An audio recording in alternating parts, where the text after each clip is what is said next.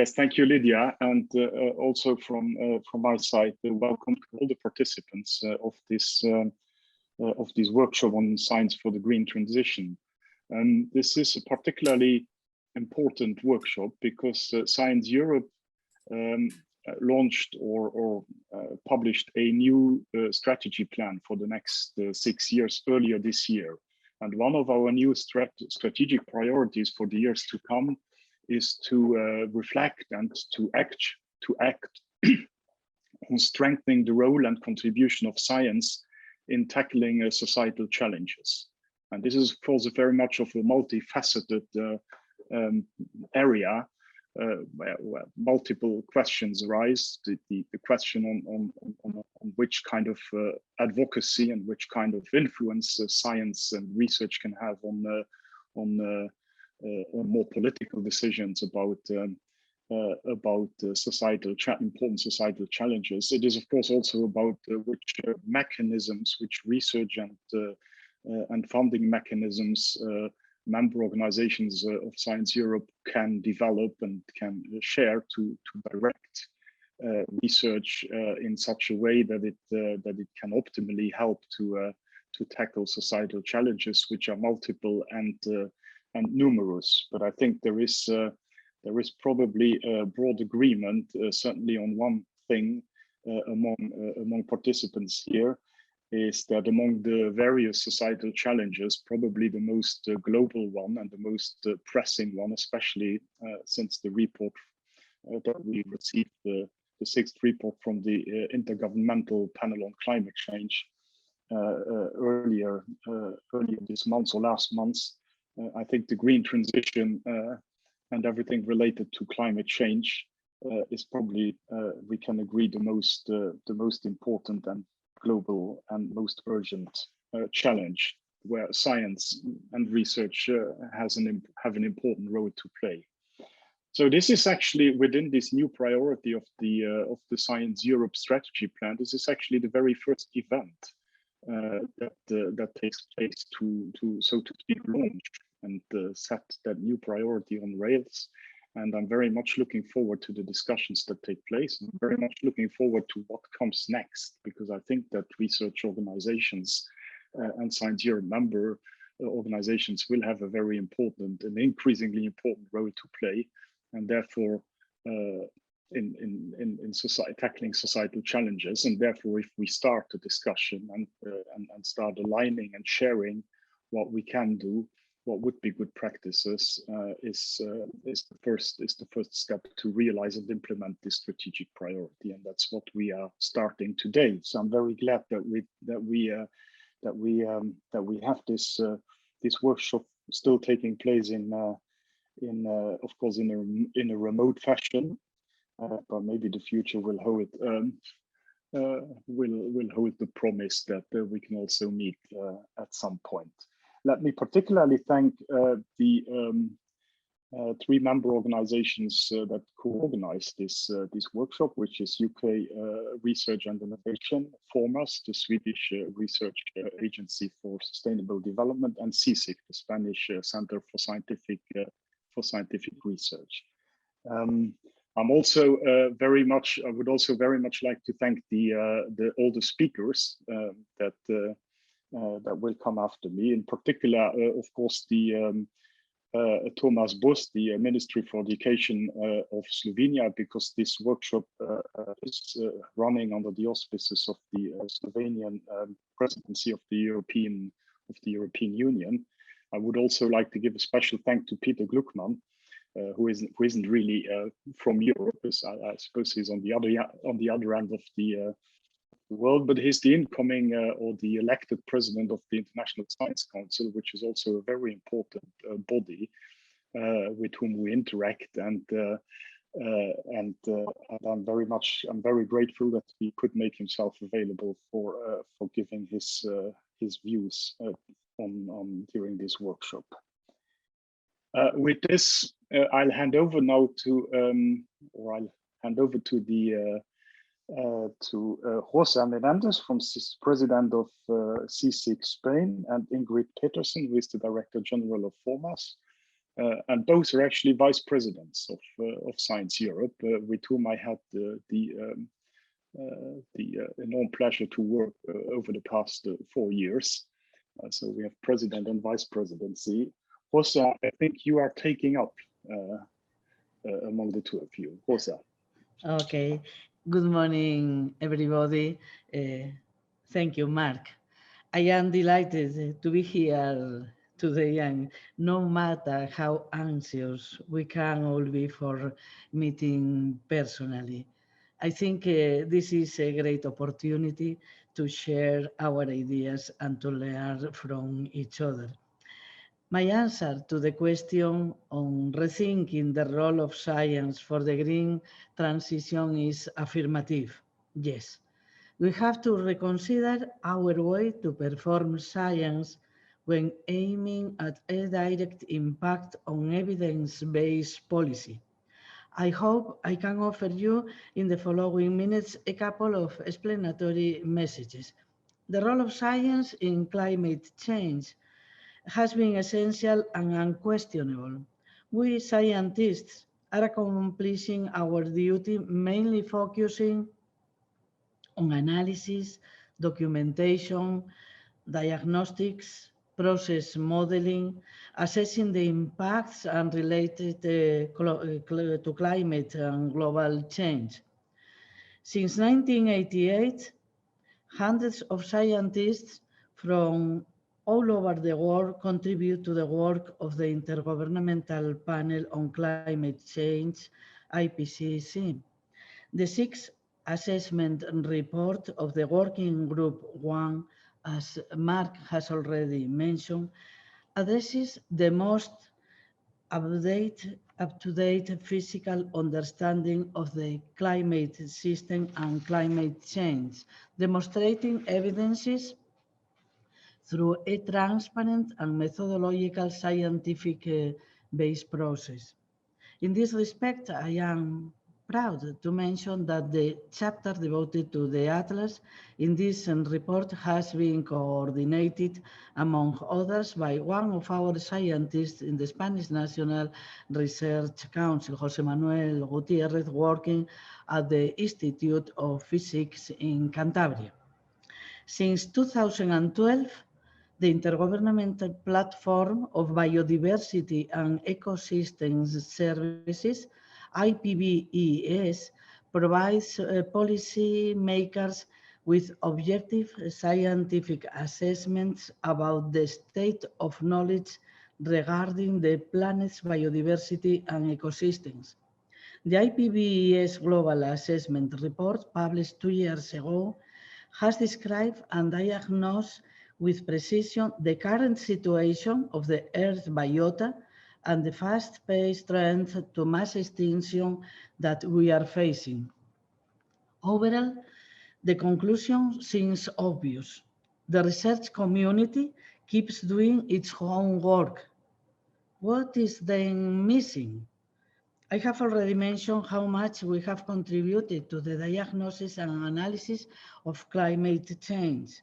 Now, we also have to establish efficient bridges with policymakers, with the media, and with the society, ambitioning to also be active partners of the solution towards green transition.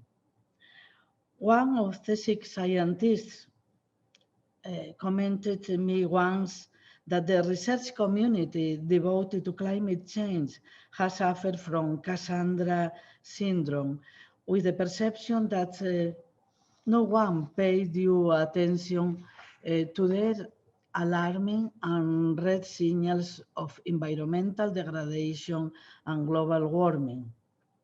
Ladies and gentlemen, this is the past, or it is going to be, because a rather different social and political perception of these issues is to be achieved. It is time now for us to ask how we can integrate and adapt in a symbiotic process of knowledge in the evidence-based policy towards green transition. We have to build up bridges. and a common understanding for an efficient communication. Otherwise, we will all fail in this purpose. Most of our research community at CSIC is international and interdisciplinary. We have settled the framework for this through interdisciplinary thematic platforms, significant financial resources from the European Commission as well as from the European Union recovery funds are being allocated towards green transition. Now, I invoke the necessity of also multi-sectoral research with policymakers, media, and society. This is a new perspective for us that remains to explore and to exploit. From other experiences on knowledge implementation, particularly when transferring our research results into the market, we know that this process is far from simple and it requires time, joint and continued efforts and also additional financial resources. What I can say today is that I will not save efforts to this end as the CSIC research community is involved. This is my compromise, and I hope different parties and sectors also embrace this compromise. I am looking forward to hear new ideas in this direction all through this workshop program full of relevant speakers and contributors. Thank you. Thank you, Rosa. I think that now we can hear some welcome words from Ingrid, please. Thank you, Lydia, and thank you, Rosa, for your opening remarks. And good morning, everyone. We have just witnessed another summer plagued by forest fires and terrible scenes of flooding across parts of Europe and other parts of the world. The link between more frequent extreme weather events and man-made climate change was also emphasized in the IPCC report released last month. The overall message of the latest IPCC report couldn't be clearer. This is a crisis we will be dealing with for generations to come, and the world can't continue with business as usual. And that is true of us research funders and in the research community. We can't continue with business as usual either. And I hope today's event will be the start of a renewed and intensified conversation about the roles we need to play in the green transition. Investment in research and innovation will be key to achieving the Green Deal, meeting Fit for 55 and Sustainable Development Goals. But we need to avoid an instrumental view of research as something that just delivers. As research funders, we need to embrace missions or challenge-driven research to support the green transition without curbing the creativity and novelty of research. This also includes revisiting which funding instruments that are used and ensuring that there is a mix of funding instruments for different purposes.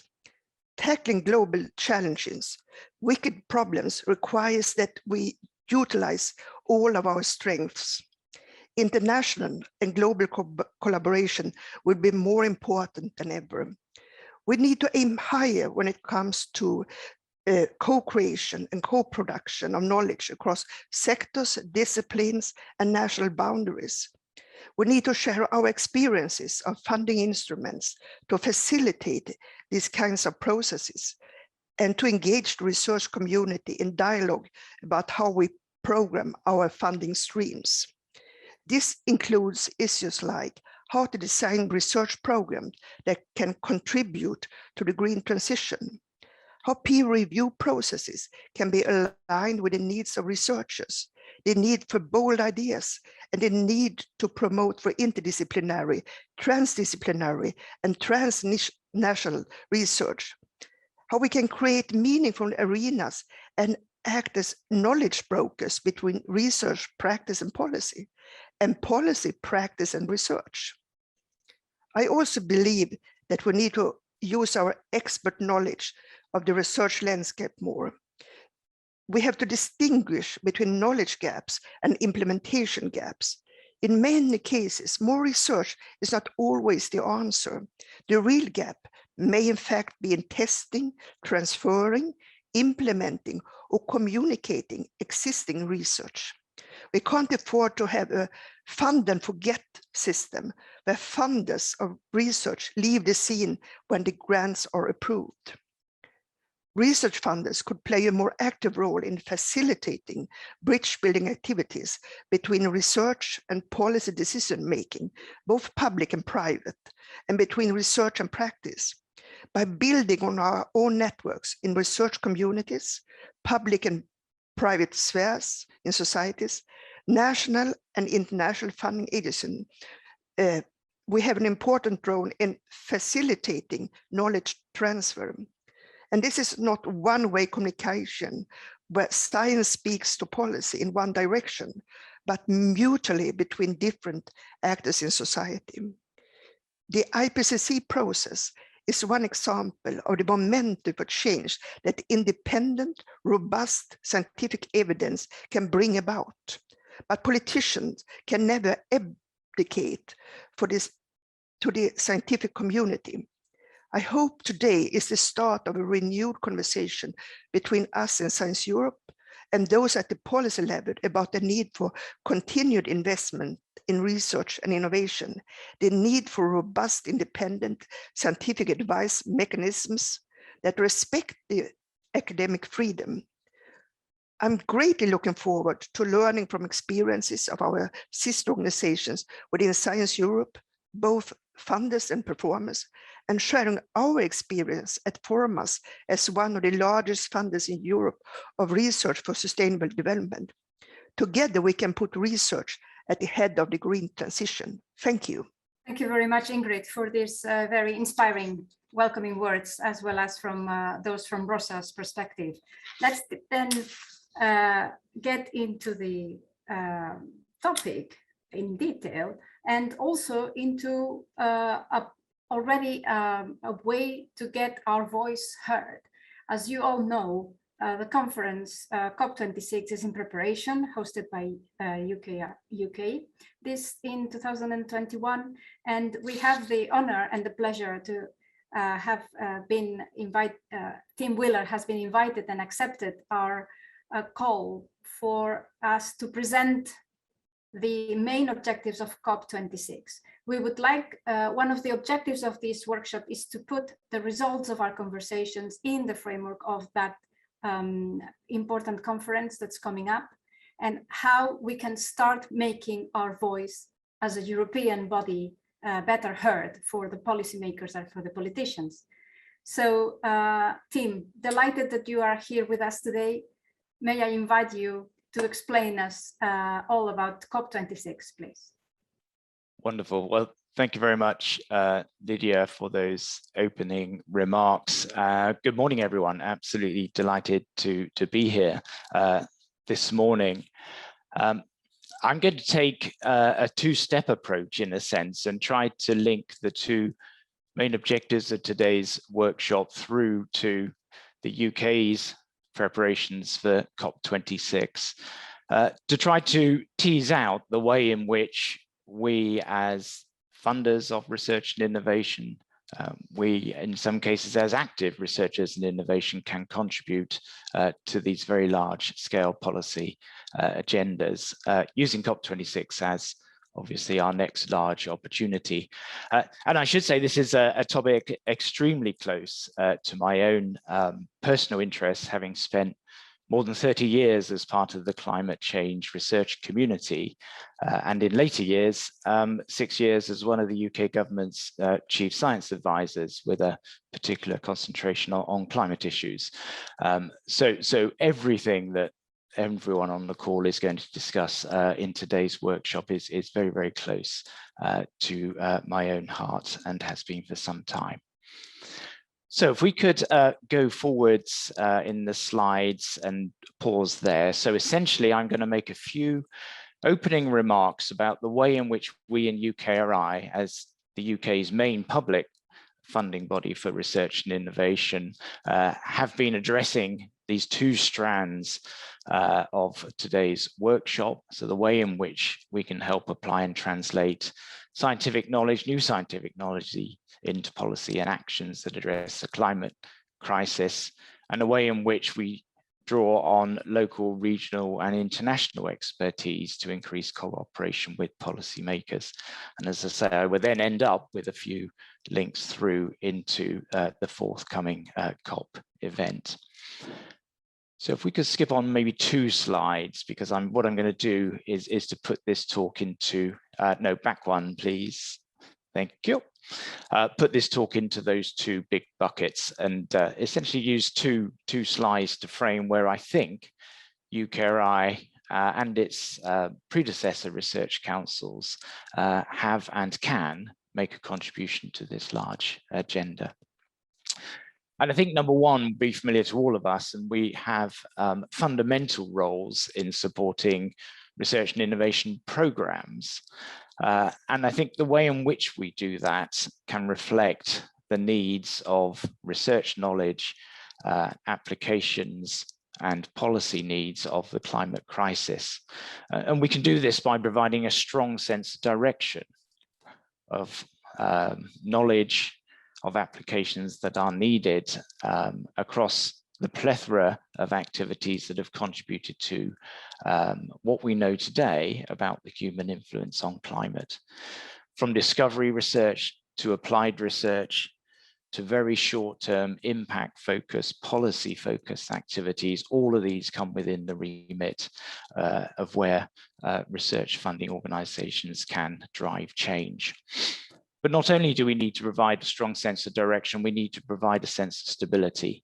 And we've already heard there's a huge, long history to international efforts on climate change research and policy dating back to the 1980s. So a strong sense of direction coupled with a stability of funding to enable our researchers and innovators to contribute to this direction is very much one way in which we as research funders can drive change. Number 2, of course, we are entirely familiar. There's a 2-way arrow that links the science needs to the policy needs, and that arrow goes in both directions. It needs to come from policy to generate new knowledge and new application. And policy change can be spurred by new discoveries made by our scientists. And I mean scientists in a very broad sense here, not just natural scientists, but social scientists, economists, and humanists. The needs for evidence and advice can be incentivized by national research funders. And just to give you one example, in the UK's assessment system of our own universities, which UKRI with other national bodies runs, the UK Research Excellence Framework assesses impacts of research and has done for 2 cycles now. And I myself, as a researcher in the past, have submitted evidence of policy impact of my own climate research as part of that institutional assessment. So there's a strong incentive that we as funders can put into the system, into the national funding system to inform policy. And of course, we're in it for the long term, and investing in the new and next generation of researchers and innovators is a specific policy of UKRI.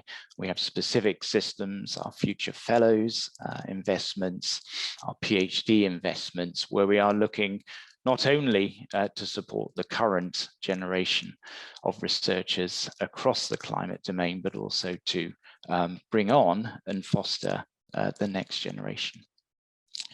And it's not all about universities, national institutions working with our universities, working with our national meteorological agencies together form an ecosystem that as a whole can contribute to generating new knowledge. And for us, the British Antarctic Survey, the Rothamsted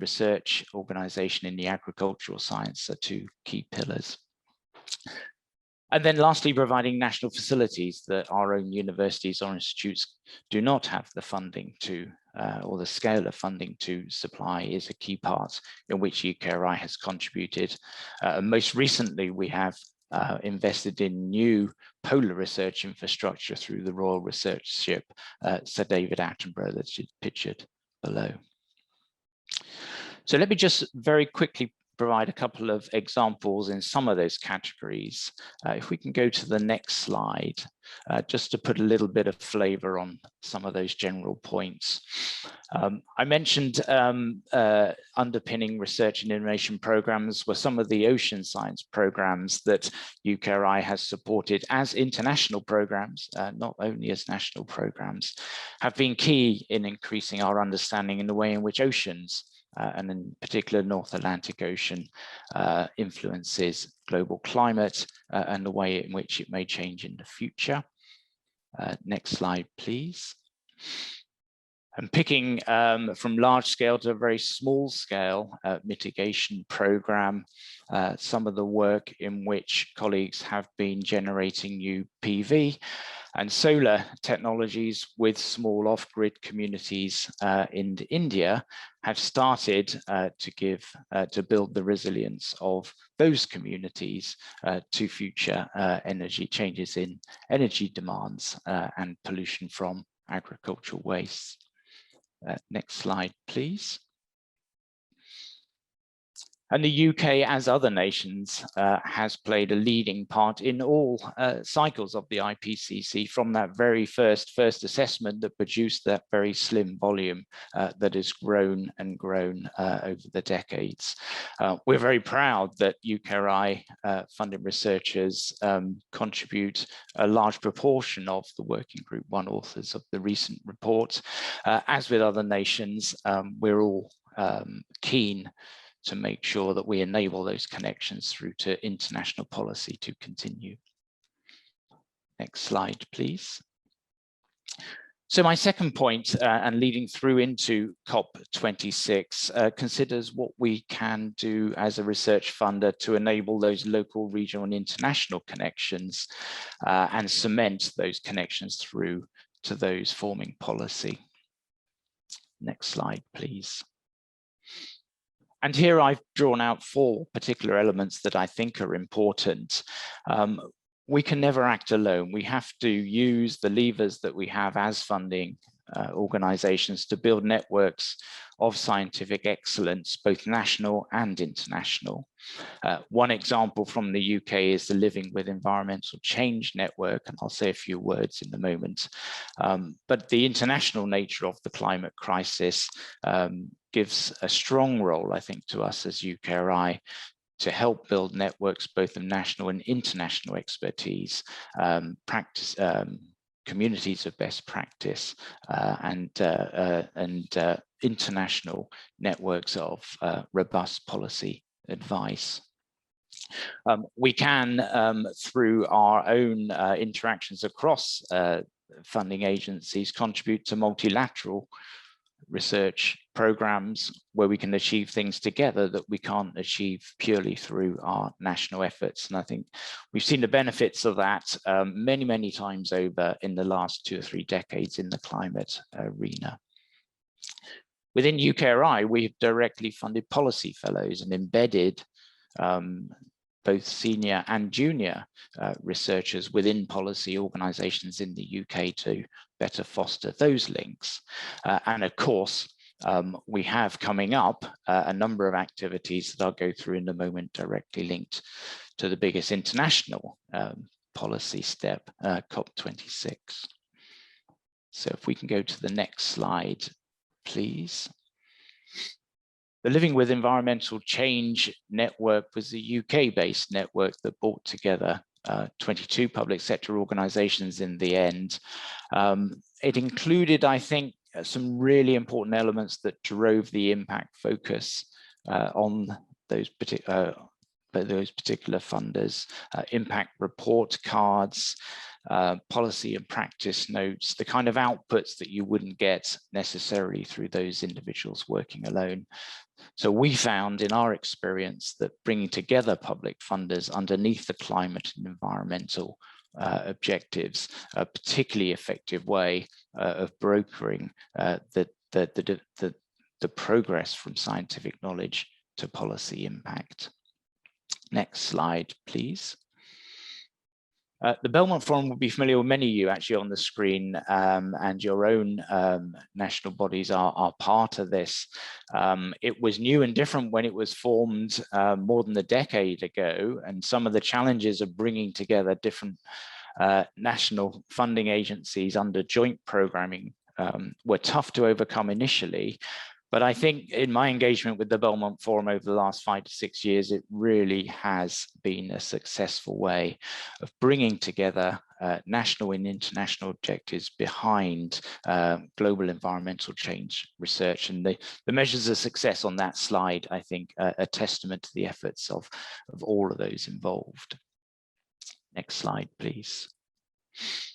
UKRI policy fellowships I've mentioned, so I'll go to the next slide and move through to the COP26 activities that are coming to fruition now, I think it's fair to say. And on this slide, the details don't matter. The details, I think, give you a sense of the scale and the range of activities that UKRI has been working with its community and with others, many of you on the screen, in the preparations towards COP26.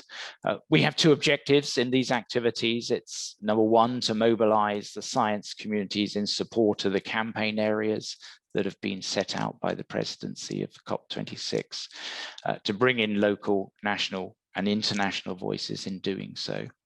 And number two, to contribute to the evidence-based policy making that is central to this run-up phase to COP26, but also to the event itself and the agreements that will be announced during the event in Glasgow.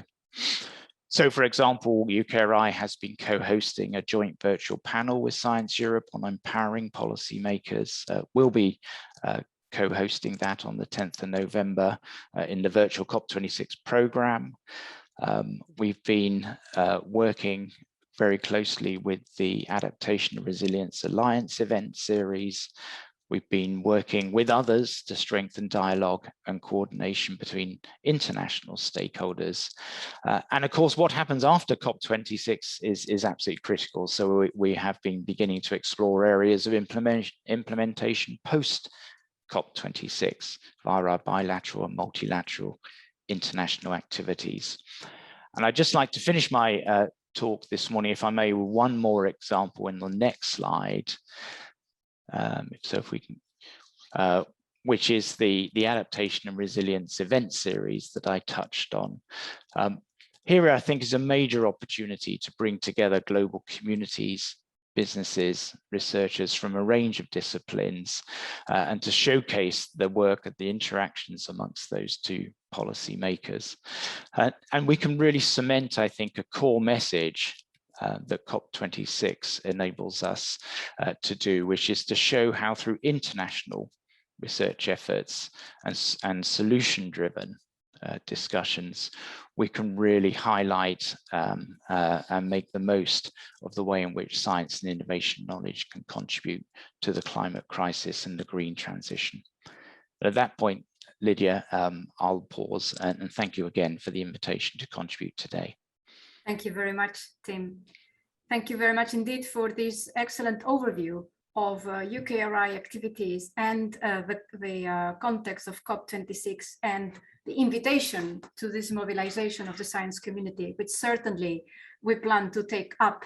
And we are already working, as you said, with the colleagues of UKRI in this session. We are also working with colleagues of other university networks to raise also the voice of education in climate change. And we hope that indeed in COP26, we will be able to start this journey on a more coordinated way.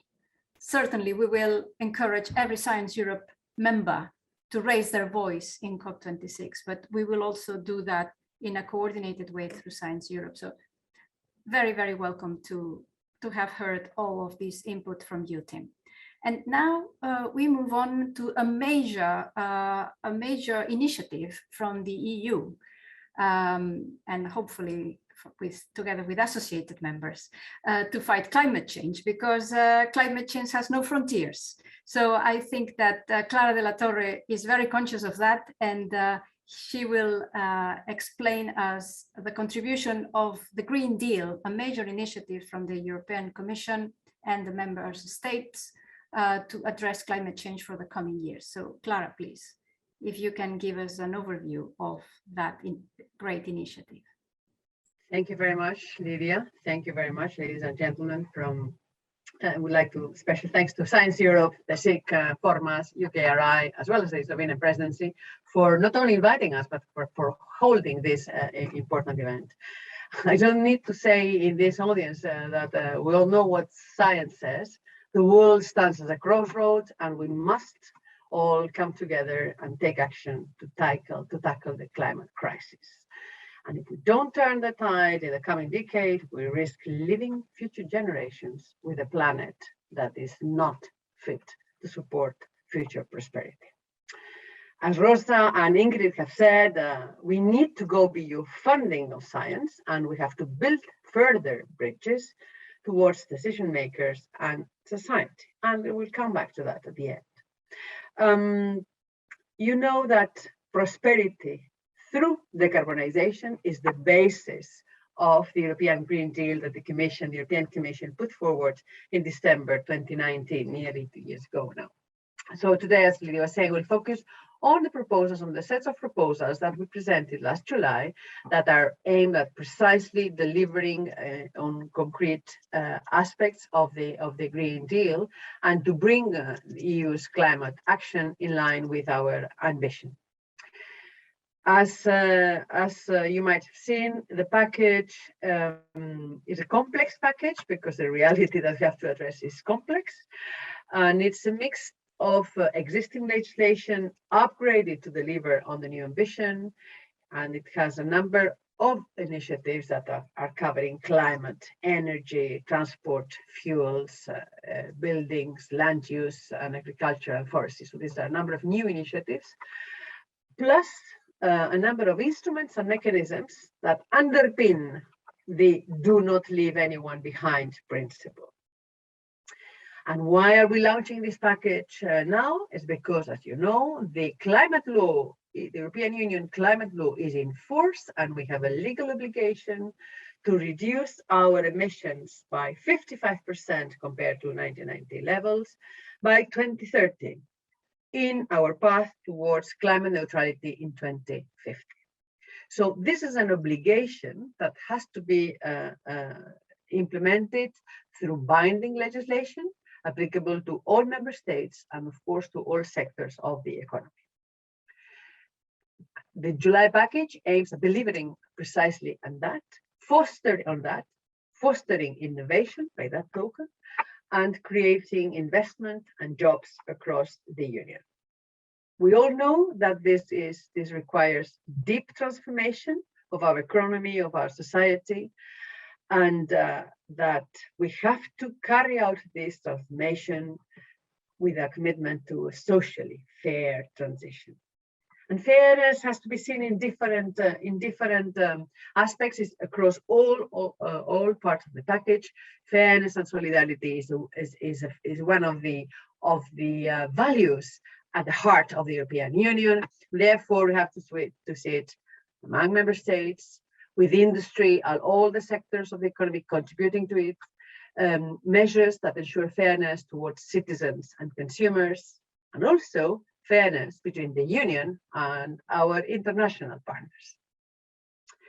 The package that we have proposed is substantiated by very in-depth impact assessments that, as you know, are public, where we have the factual basis and a number of policy options that underpin the decisions. And these proposals underpinned by this impact assessment show that we have the right policy mix and that the target, but with the right policy mix, we can achieve this ambitious target. It's achievable. It's difficult. It will require effort, but it's achievable. The package, and I'll go now in detail in each of the parts, not in very much detail because it's a huge package and very complex technical details, but I'll go through it. And it's a balance between strengthened and expanded carbon pricing. We have also some targets, we have some standards and some support measures. Let us start with the pricing.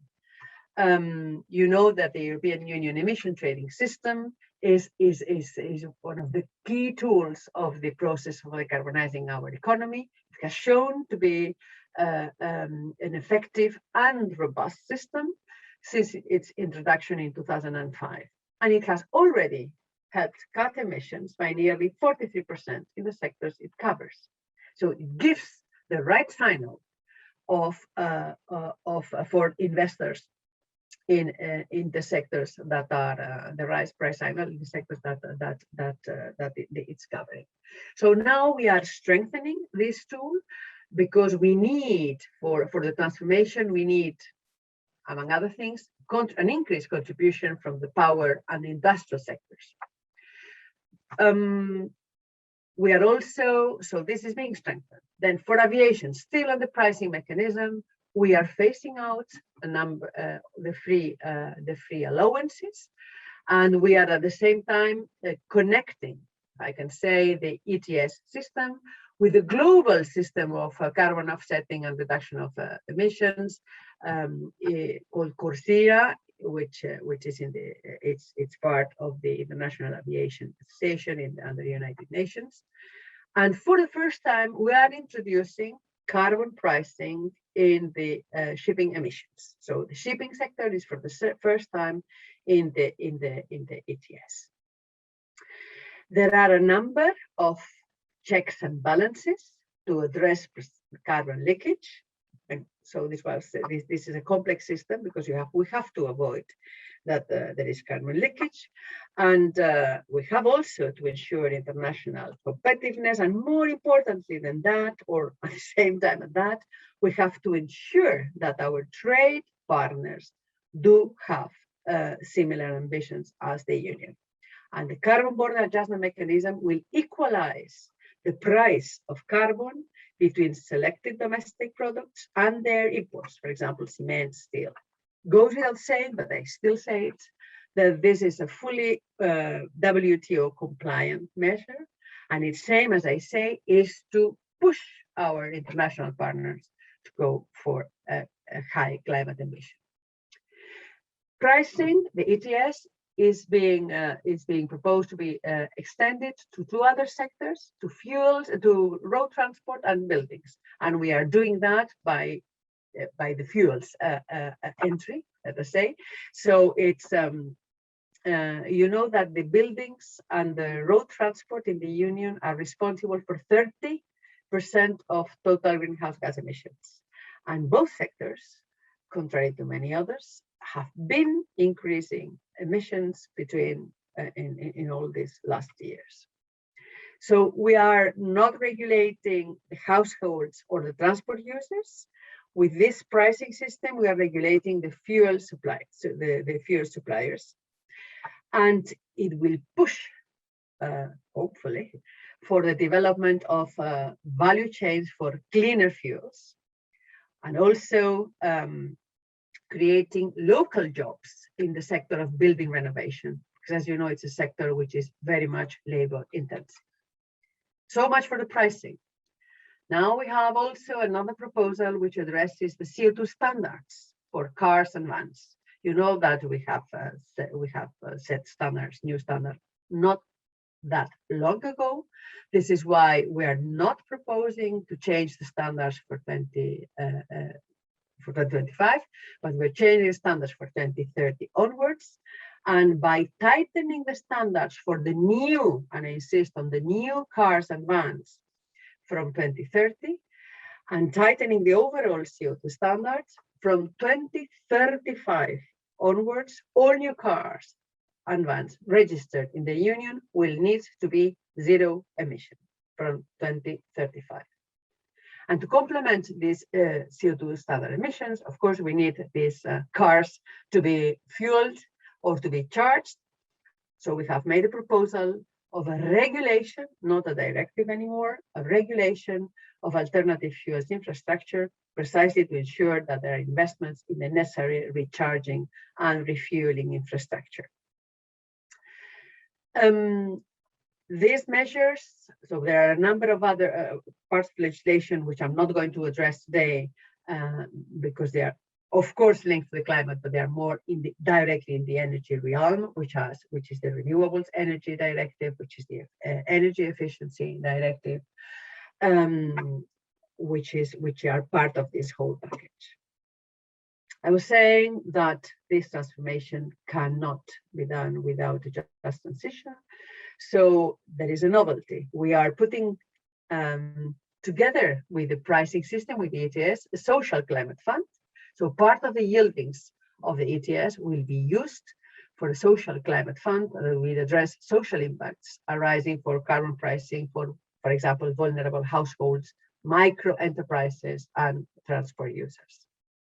We have also, it existed already, the modernization fund for the lower income member states. We have the Just Transition Fund to support those regions that are most affected by the transition, those regions that are more dependent on hydrocarbons.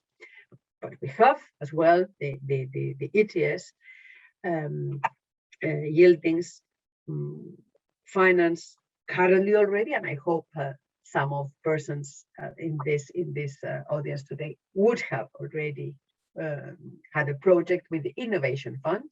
The Innovation Fund is a fund which already exists, which is according to current carbon prices is not by €1 billion per year, and it's aimed at the commercial demonstration of innovative low carbon technologies. And with the new ETS, we are proposing to increase it by 50 million allowances from the existing ETS realm and 150 million allowances for the new ETS sectors, plus the allowances that we will be freeing with the mechanism of the carbon border adjustment mechanism. Of course, the amounts in money I can't tell you because it depends on the carbon price, but these are going to be important amounts. So this is one of the tools to bring the results of research and innovation into actual solutions for our economy. This is so I'm talking about the pricing and the CO2 standards are directed, if you want, more to the industry. But now we have also a number of proposals. We have a proposal, a couple of them, but one of them is called the effort sharing regulation, which is addressed to member states. And there are a number of targets, which it existed already, but we are strengthening emission reduction targets to each member state for buildings, road, domestic, maritime transport, agriculture, waste, and small industries. And we know, of course, we all know that member states are at different starting points of emissions, different starting points of capabilities, certainly. So there is an allocation key. There is a key of a distribution of the effort among the member states, among others, based on the GDP per capita, with some adjustments to take into consideration precisely cost efficiency aspects. Member states are also responsible for removing carbon from the atmosphere, which you all know how difficult it is. And they have, you know, that the natural sinks are decreasing. So in the regulation on land use, forestry, and agriculture, we are setting an overall EU target for carbon removals and natural sinks equivalent to 310 million tons of CO2 emissions. And the member states have to care for and expand their carbon sinks to meet that target. In all this, the role of research and innovation it's crucial because the scale of the transformation ahead of us is massive. And to succeed, we will need groundbreaking research and innovation. And we need to deploy, namely, the technological solutions that exist and those to come. This audience is very well placed to help us in doing so. In June, the Commission, as you all know, adopted the main work program of Horizon Europe for the period 2021-2022. And climate is at the center stage of Horizon Europe, with a commitment to spend at least 35% of resources on climate action. For this first work program, the parts of the programmable part of the program, because the bottom-up parts, for obvious reasons, we cannot make any estimations. The programmable part of the program contributes with nearly 6 billion euros to climate action, which is nearly half of the 2021-2022 work program. And not everything is in cluster 5, as you know very well. We have climate throughout all, but I will look at, if you are interested, in cluster 5, cluster 6, and cluster 4. And we are talking a lot here today about mitigation, but of course adaptation is as important. You know that will come to another session. So let's just remind ourselves that the Commission presented a new adaptation strategy last February, and that in Horizon Europe, adaptation is the best as well. And I have the honor of being the mission manager of the adaptation mission in Horizon Europe. So to conclude, climate change diagnosis and many of the solutions stem from research, development, and innovation. And I hope you all agree in the EU climate change policy being fully substantiated by science and evidence. And therefore, working with the scientific community, with you all, it's crucial for this journey to succeed. So I count on you all. Thank you very much. Thank you very much, Clara. Thank you. We went a little bit over time, eating time from coffee break, but I think it was extremely interesting to hear all of our speakers. Also, Clara, for this very good overview of the Green Deal. It is extremely complex to summarize it, so I think you did great work. And yes, we need to take up that challenge you have thrown on us, in the sense that you need the research and sector to contribute with solid science and solid evidence. So we'll do that. I will like now to call for a very brief coffee break. It is now my pleasure to welcome Thomas Bosch from the Ministry of Education, Science and Sport in Slovenia. Very thankful to him to accommodate this event as an accompanying event of the presidency. And I would like, Thomas, to invite you to say in a few words the priorities of the Slovenian presidency in this area that we are discussing today, the green transition, and of course the role that research can play in them. Thank you, Thomas. Thank you very much, Lydia, for the invitation. I would like to say hello to all the participants from the side of Slovenian Presidency. And we are very glad that we are able to participate in this event with a short presentation of Slovenian priorities. But I would like to say, before I start with explaining what our priorities are, I would like to thank the organizers of this workshop, Spanish Research Council, Swedish Research Council for Sustainable Development, UK Research and Innovation, and of course, Science Europe, to actually bringing us together today and discuss this very important topic of green transition. Related to the Slovenian priorities, I would like to say that for our presidency, somehow not only for research, but broader for presidencies as a whole. Two umbrella topics are were defined as a priorities, and these are transition to a green and digital society. And one part, this green part, we are discussing today, and is very, very much connected with the research and innovation part. I would like to say that our priorities are not defined only as part of Slovenian presidency. While we started to work with the colleagues from trio presidency, from German colleagues, with the German colleagues and Portuguese colleagues already at least a year and a half ago, and actually making and preparing a common work plan for trio presidency. And I would say that in this respect, it's important to mention two initiatives which are going on not only during our presidency, but already started before. First of them is the initiative for green hydrogen, which was started during the German presidency, and some activities mainly led by German colleagues, but nevertheless under the umbrella of presidents are still going on. The second important element are so-called plastic pirates.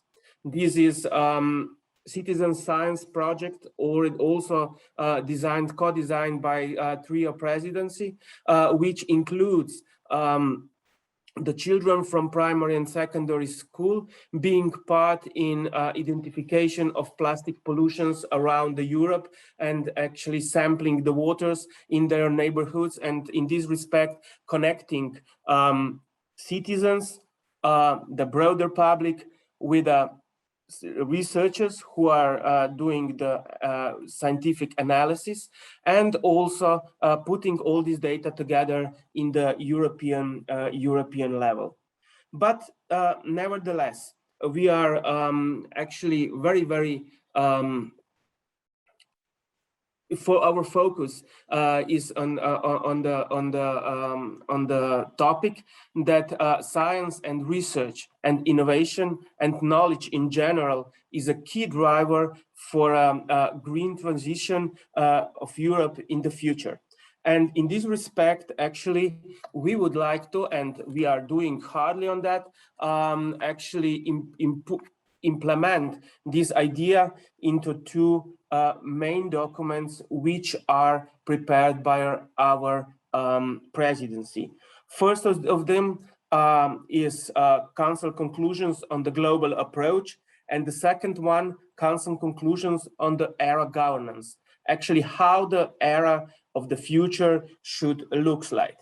When talking about the role of science and innovation, it is important to say, and it's important to focus on so-called smart directionality, which is the implementation of research and innovation into all sectoral policies. So it means that the science is not only the question of researchers, question of research ministries and research financiers like Science Europe members, but that should be connected to other sectoral policies, which was especially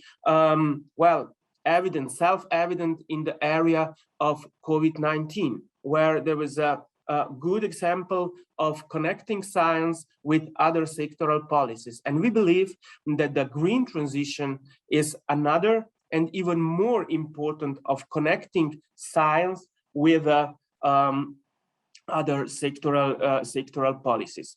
I would like to focus a bit, first of all, on the first document already mentioned, the Council conclusions on the global approach to research and innovation.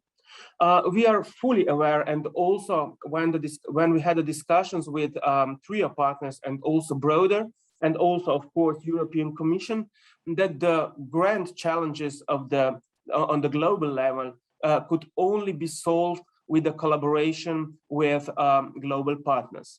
Of course, the instrument Horizon Europe, which is the biggest financing instrument worldwide, connecting with the national funds for research, mostly delivered by the Science Europe members, actually are important element of facing global challenges.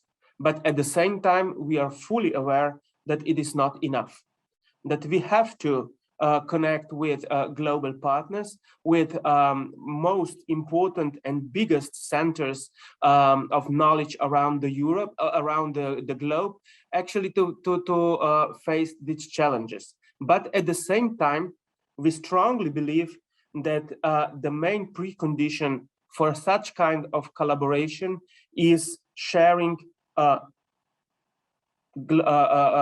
main principles and main values. So it means that we would also like to stress the question of values, the questions of principles in the field of research and also broader when discussing with our colleagues, with our global counterparts. And this will be and is one of the most important focuses of this council, of the council conclusions related to the global approach.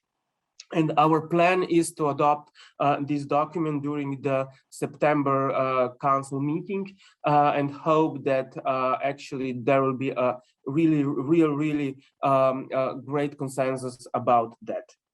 Another thing I would like to mention is, of course, our, I would say, main document, main document of our presidency, and it is a council conclusion on ERA governance.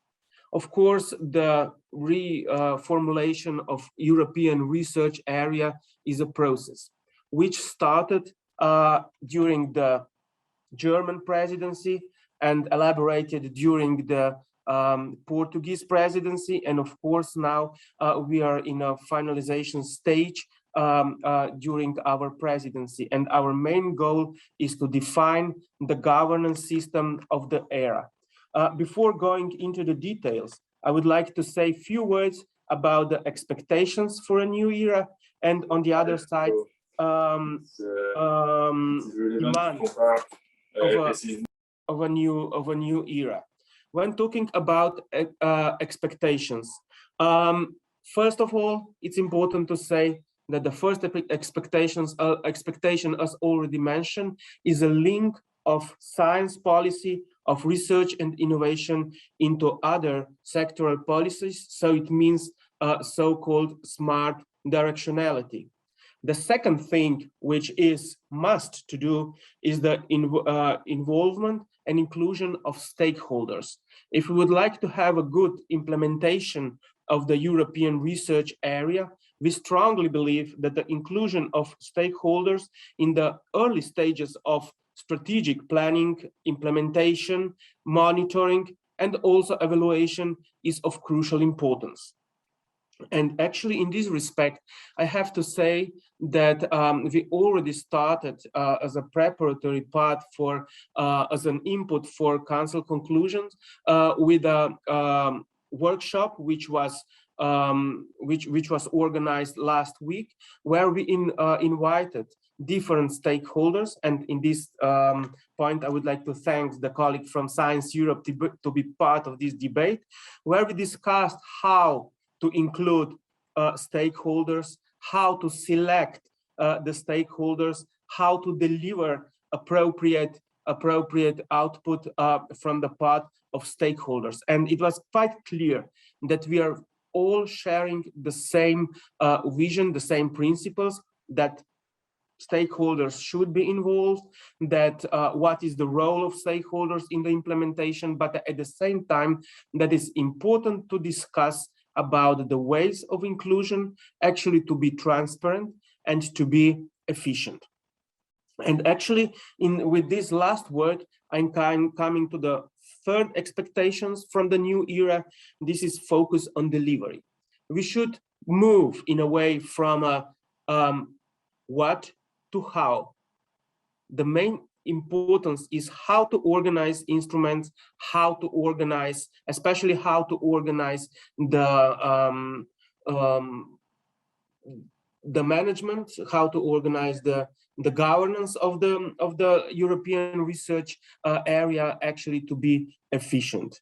And the next one, which is important expectation and probably is making a framework for all together, is the question of political commitment. It is not enough that Science Europe is engaged and fully committed to the joint governance system. It's not enough that researchers, it's not enough that science ministries are fully committed to this process, and also European Commission. It's important that the all political framework is committed and it's aware about the importance of research and innovation in the process of tackling the challenges of the future. And of course, the green transition together with digitalization for sure is one of the most important challenges, which is not the question and not the role of only one sectoral policy, one institution, but is a framework challenge, framework duty, which we will all have to face together. Actually, what about the demands? First of all, and very clearly connected to expectations. First of all, functionality and efficiency, effectiveness, so that all the system should be designed in a way to be able to deliver, actually to recognize different stakeholders, to recognize different views, and in a way to be able to translate these expectations into concrete actions and concrete outcomes. The next demand, of course, is the system which will enable European Commission to engage its resources most efficiently, so that will be possible to upgrade these resources with other ones and actually to make system as efficient with the available money as possible. And of course, at the end, actually to find a proper equilibrium, a proper relations between different stakeholders. I mean, in this respect, related to the legal framework. So it means the positions of the member states in line with a European Commission and European Parliament. And these are, I would say, the most important elements of the governance system, which we would like to address during our presidency. And in this point, I would like to say one more thing.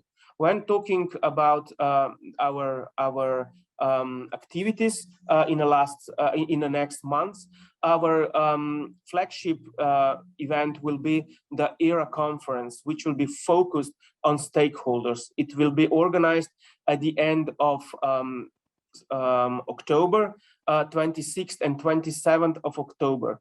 And this point, I would like to invite all of you to take part in this conference.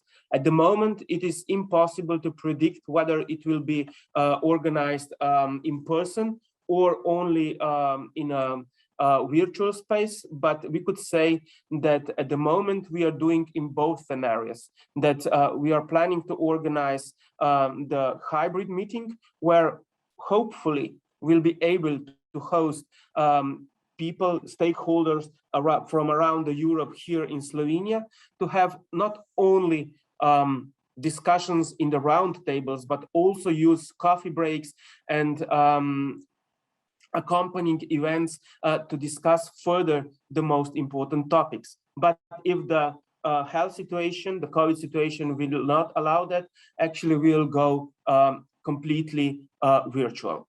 And I would also like to invite you to send us short presentation video testimonies, video messages, while we prepare set of questions related to 4 groups of discussion, where we would like to ask in advance stakeholders, what is your opinion about research careers, research infrastructure, connection of the research with the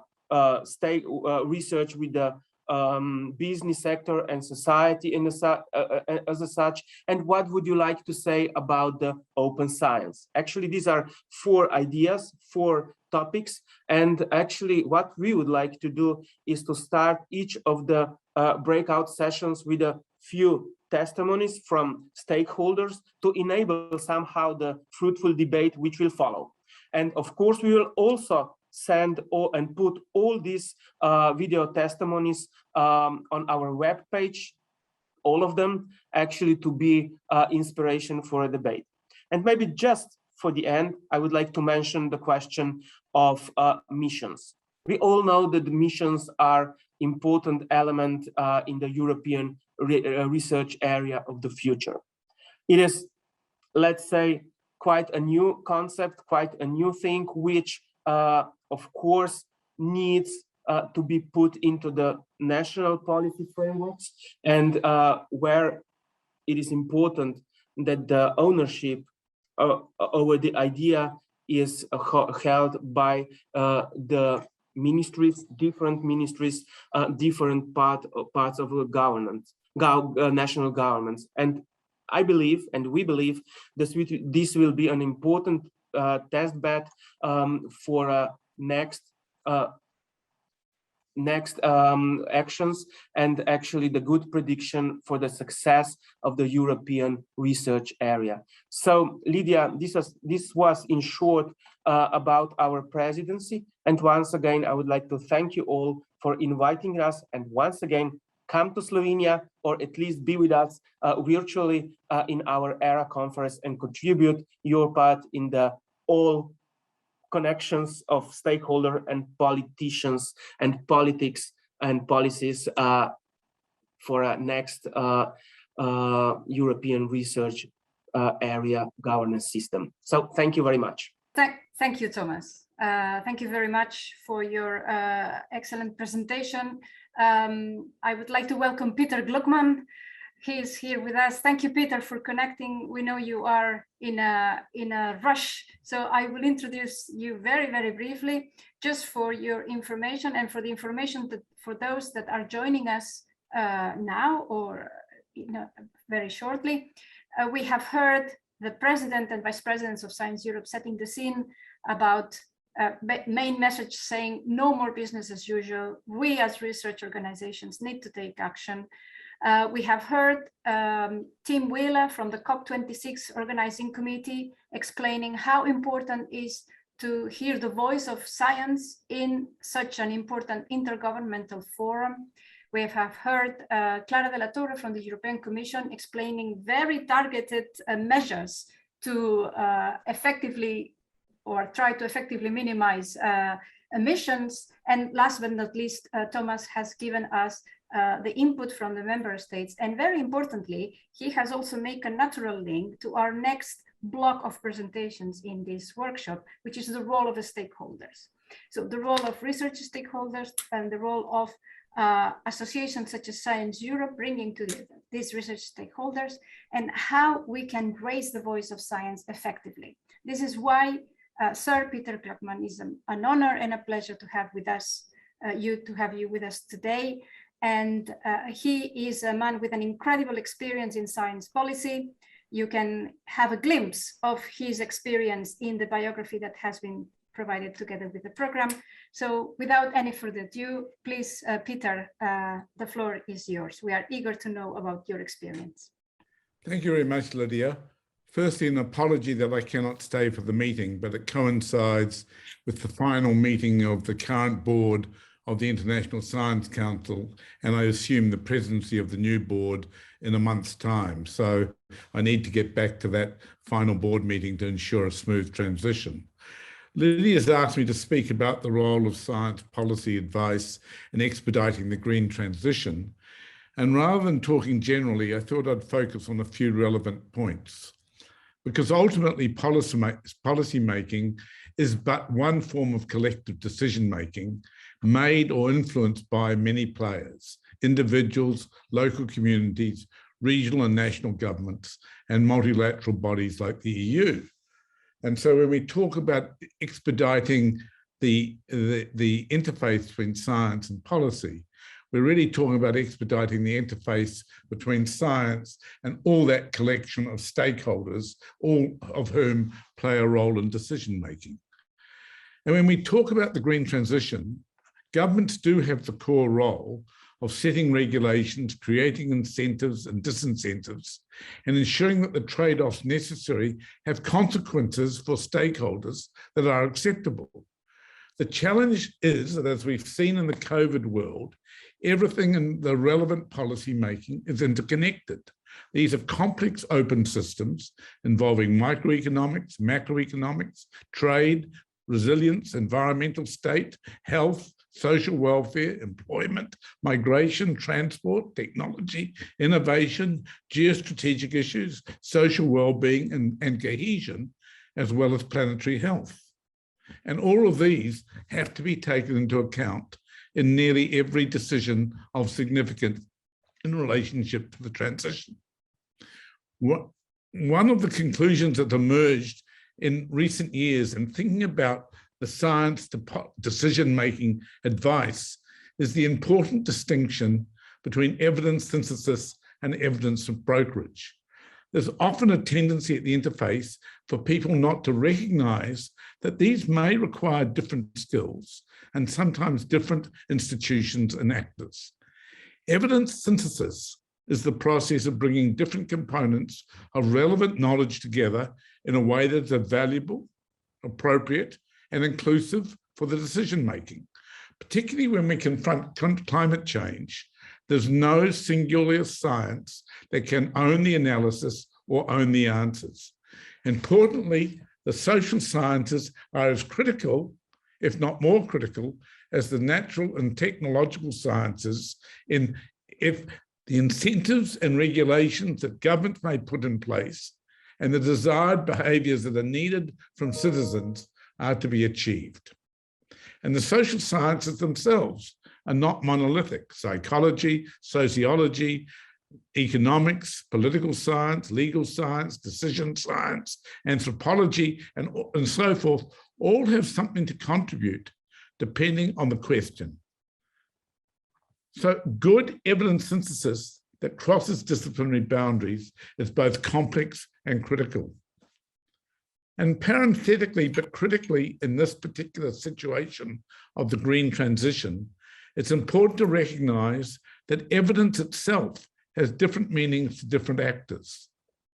While we may think of evidence in terms of the knowledge obtained from robust scientific studies, evidence from the non-scientist, including the politician and policymaker, can be anecdote, it can be personal observation, it can come from indigenous and local knowledge, or from religious beliefs, customs, and traditions. And these other sources of evidence have validity in the minds of certain stakeholders, and they must be respected. And it is this particular challenge that we must address when we confront complex issues with both politicians and civil society, when there are societal values which are in dispute and potentially in dispute with the robust scientific evidence. There's nothing new in what I've just said here, but the lessons from post-normal science are too often forgotten in the scientific community.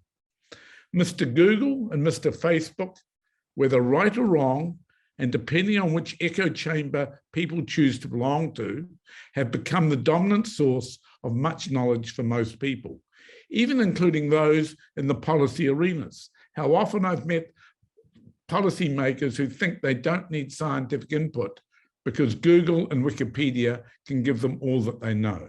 Further, disinformation confuses and confounds.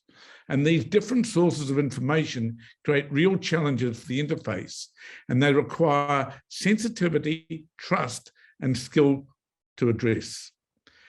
And that's why I emphasize, on one hand, evidence synthesis, which can bring the plurality of different disciplines to bear on a challenge.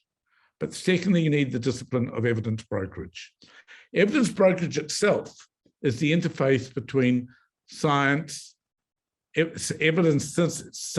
synthesized evidence and the decision maker. But it's not a one-way process. It's a distinctive skill that requires access to the decision makers, whether them be politicians, policy makers, or the community, to understand the issues they want to confront and communicate those to the community of knowledge so it can provide the right answers. And that leads directly into the decisions that the EU's made with relationship to mission-led science. But the answers must be prepared in a way that's valuable to the stakeholder. This includes understanding the other implications the decision maker must take into account. It must include being accessible and understandable. Jargon that shows off the expertise of the provider is not helpful. And so many national academies over the years have fallen into the trap of trying to show off how sophisticated they are, rather than reaching to the knowledge the decision maker needs. So science advice needs to be prepared in a way that is appropriate for the stakeholder or the customer.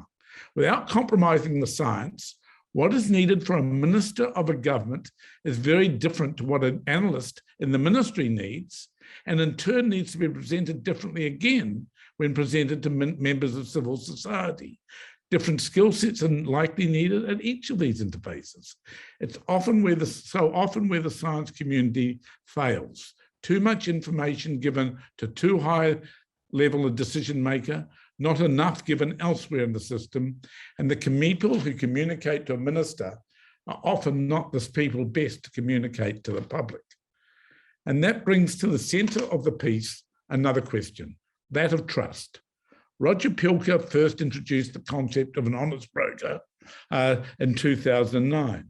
It's a concept my own more recent work has further explored. While it's always tempting to be an advocate for a particular solution and aggressively argue for that particular solution, that aggressive advocacy for the solution can undermine trust. Policymakers always have insights more than those that come from science alone. Policy making is always about making choices, and at any level involves decisions between different options that have different impacts on different stakeholders with different spillover effects. Policy making has to consider those values-based domains, which go well beyond the values that we must acknowledge are embedded in science itself. But it is possible to advocate for the need for solution, suggest possible solutions without undermining that trust if it's done in a way that's respectful of these other considerations that I've mentioned. With trust, one can gain the opportunity for the iterative engagement of policy development, rather than firing a single shot, which may or may not hit the target. Such relationships are most effective when they are based on institutions that have guaranteed access, such as the Joint Research Centre in the European Commission or science advisors in those countries where they're appointed as trusted brokers within the system. Reports alone rarely shift the dial. They need to be inserted at the right time in the right part of the process and reinforced by iterative discussion with the policy process as considerations evolve. Discussions of the Green New Deal or its equivalent in other jurisdictions often become somewhat monotonic, pushing singular, sometimes hyperbolic claims or ignoring the complexity of the issue. That does not help. Complex jargon and diagrams, such as those that populate IPCC reports, make for inaccessible knowledge. Even the summaries for policymakers from the IPCC are largely inaccessible. The points can be made much more simply and compellingly. Critically, we need to provide advice and support to a complex, multivalent transition that will impact every aspect of the human condition. What will be required of the compulsory education system with the transition? What will be required in industry? What will be required in food production and agriculture, in energy production, what in transport, and so forth? None of these are truly independent of each other, and we as scientists need to be cognizant of the difficulty challenges that governments and societies must make. We therefore need to communicate systems thinking in much more effective ways. For that in the end is what we're trying to do, to shift a climate system impacted on by human endeavour. We need to show what the system is, how its parts interrelate, and where we can make impacts that will be truly effective. This requires new ways of communicating science. It requires new ways of doing science. Transdisciplinarity and post-normal science will become much more important. Systems thinking and systems science are critical areas. Evidence synthesis and brokerage are skills that need to be more broadly available. But an even bigger issue which we must address is how do we overcome the cognitive biases that often lead to decision makers, be it individuals in the policy process or in the general broad community, from hearing advice. Understanding how to overcome such biases is perhaps the biggest challenge, and it's a poorly developed subject on which much of my own unit's work is focused. All of this requires rethinking both the training of scientists, so they're able to talk and think in a transdisciplinary way, but also the funding of research and how researchers are recognised. The way most institutions work disadvantages those who work in impact-focused or transdisciplinary ways. The International Science Council of the past year has been working with the Global Forum of Funders and the Global Research Council and its own work program to look at ways to accelerate these needed changes. I hope, in partnership with bodies such as those who sponsored this meeting, that over the next few years, there's an urgency to see these kinds of shifts translated into action. Thank you very much, Lydia. Thank you, Peter, for this excellent presentation, for this overview, and making us remind of this difference between evidence synthesis and evidence brokerage and how they require different skills and different actors. Like very much the way you linked it also to the way that the system, the research and innovation system, needs to shift towards different type of research funding and research assessment, which kind of meets some of the points raised earlier by some of the speakers. So thank you very much indeed, Peter. We'll set you free. Please move on to your meeting with ICS. I really apologize. Continue with your excellent labor, and we continue dialogue. Thank you very much, Peter. Very good, colleagues. So we continue after hearing the first presentation hands-on from Peter Glockman. I would like to give the word to Johan Kuljenstierna. Sorry if I don't pronounce your name very accurately. So Johan, you also have an extensive experience in science advice regarding climate change. So can you please give us a summary of that wealth of experience? Sure. Thank you very much, and thank you for inviting me. Can you see my presentation? I will have some slides. Yes. Hopefully they will also spur some discussion, I think, for the workshop. So again, really interesting to listen in to all the speakers, and in particular, I think a lot of what I will say will, to a certain extent, overlap with what Peter just talked about. I have been spending more than 25 years working internationally in the UN system, and also as the head of the Stockholm Environment Institute after an academic career. So I really worked at this science policy transition, mainly my whole career. Right now, I'm also the chair of the Swedish Climate Policy Council, where we evaluate Swedish policies related to climate and the climate targets set by the Parliament, and provide advice. And this is a scientific setup of this body. We have 7 researchers, and then I'm chairing the body as more the science policy expert in this regard. So I will speak from these experiences, and my recommendations, or my points rather, in the end, are alluding more to this experience that I've had over the 25 years I worked in this arena. It is very difficult to find a blueprint solutions to the science policy dialogue. I mean, we heard this, it's complex in many ways. And there are attempts, of course, to provide some theories on what is effective, what is not effective. But it is clearly a very complicated process that entails a lot of different dimensions. And in particular today, when we can see, if we take the science or the climate arena, which I'm being linked to, how it has moved from being more of a natural science discussions about climate change to really incorporate the whole societal transformation manifested, for instance, by the Green Deal and the green transition.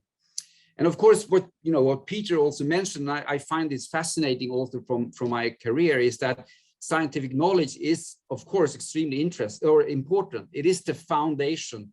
But we also know that there are so many other dimensions that will impact on decision making, regardless if we talk about political policymakers or corporate sector or whatever it might be, civil society. And if we do not understand these complexities, this system that policymaking is actually part of, then it's very difficult to also provide the scientific knowledge and insights that can also affect decision making. I would argue, however, that we also need to understand that there has been a mental shift. I would say we now have a more receptive policymakers in terms of, for instance, the green transition or the climate transition. I think this is actually fundamentally very important. As I said, I started off quite early, 25 years ago, in the UN system, working on the Rio conventions and the Rio principles, and also Agenda 21. And what is interesting is, of course, back then, it was extremely fragmented, the whole sort of policy landscape. And most policymakers viewed, in particular, environmental issues as a complication for development. And you can say that this was also really manifested at the meeting in Copenhagen in 2009. We had the scientific insights on climate change. We know it was very urgent, but we couldn't really present an option for society for the transition. We didn't really have the private sector on board. We talked about sharing the burdens of the transition. It was very expensive. Renewable energy was not an option. So we didn't really have a window of opportunity trying to push for the green transition. Interestingly enough, the whole idea of green economy did emerge from this meeting in 2009. So we started to see a mental shift happening, and it was manifested, of course, 6 years later in the Paris Agreement. Anyone involved in international policymaking understands that this was almost a revolutionary change happening between 2009 and 2015 to be able to get the Paris Agreement in place. So I would argue that what happened today, which is a very positive story, is that we now have policymakers that are receptive to many of the arguments that science is bringing about the green transition, and of course also to understand the complex policy arena that this entails. And we do see the emergence of a more connected agenda in this regard, which is of course interesting in itself when we talk about the science policy interface. We have the Paris Agreement, we have the Green Deal, we have national climate laws and frameworks. We also know that cities and regions, and increasingly also sectors and corporate actors and civil society, are working towards common goals. And in all these different settings, in all these different contexts, you have very strong science policy connections, and you also have a very strong system perspective, I would argue. So the inputs I would like to make to the discussion, and as I said, I think they mirror quite closely what many others have already brought up, is again, it is complex. The science policy context is extremely complex today. So we really need both scientific expert, but also other types of expertise working together. I mean, Peter also mentioned indigenous expertise, but we can also talk about communication expertise, policy expertise, really working intertwined in different research initiatives or projects or informing policymaking. When we engage in policy processes like the Swedish Climate Policy Council does, we really also have to understand what kind of role we have. Is it a formal or informal role? What kind of mandate do we have? We had a meeting with international science climate policy councils from more than 25 countries just before summer. And we discussed this issue of mandate. And we realized that the mandate varies very much, depending also on the setup of the different councils. In many cases, they were purely scientific. In other cases, they were the setup was more advisory functions, including civil society and different key actors of society. And the mandate can be, from the scientific point of view, to evaluate policies. This is what we do in the Swedish Climate Policy Council. And based on evaluation, we advise. But it can also be to facilitate a societal dialogue. We could see that in other councils where the scientific role was more to be the broker, to be really the facilitators of complex societal discussions on climate transition. It is also critical to understand that we need to invest time. Peter talked about building trust. Building trust in policy processes is something that really takes time. Many scientists feel that they conduct their science and then they present it. But if you want to inform and influence policymakers, it's about building trust. And I would argue what also Ingrid said in the beginning, we need to see much more intertwined science policy processes where you don't have policymakers seen as one group and scientists as another, but really working together, identifying the challenges and problems, but also discussing the scientific results and the different policy options that can actually emerge from this.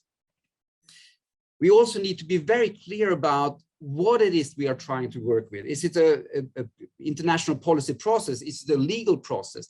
And who are the actors? And Peter also alluded to this. I mean, there are huge differences interacting with policymakers in the UN system, or at the national level, politicians, or other decision makers, or at the local level. And this determines very much the output that we present. I would agree that the IPCC reports, they are excellent and they are very important, but they are extremely difficult for most decision makers to understand and actually use practically. We also have to understand that there are windows of opportunity, like the COP26 meeting coming up. But we also need to see these as continuous processes. This is also a signal, I think, to funding agencies, that when we see a certain opportunity coming up in terms of, for instance, an international process, or it might be the Green Deal, what is happening also in the EU, we have to be ready to deliver scientific inputs to these processes at the right time, to the right actors. And this requires, of course, a good understanding of what is happening in the international policy arena.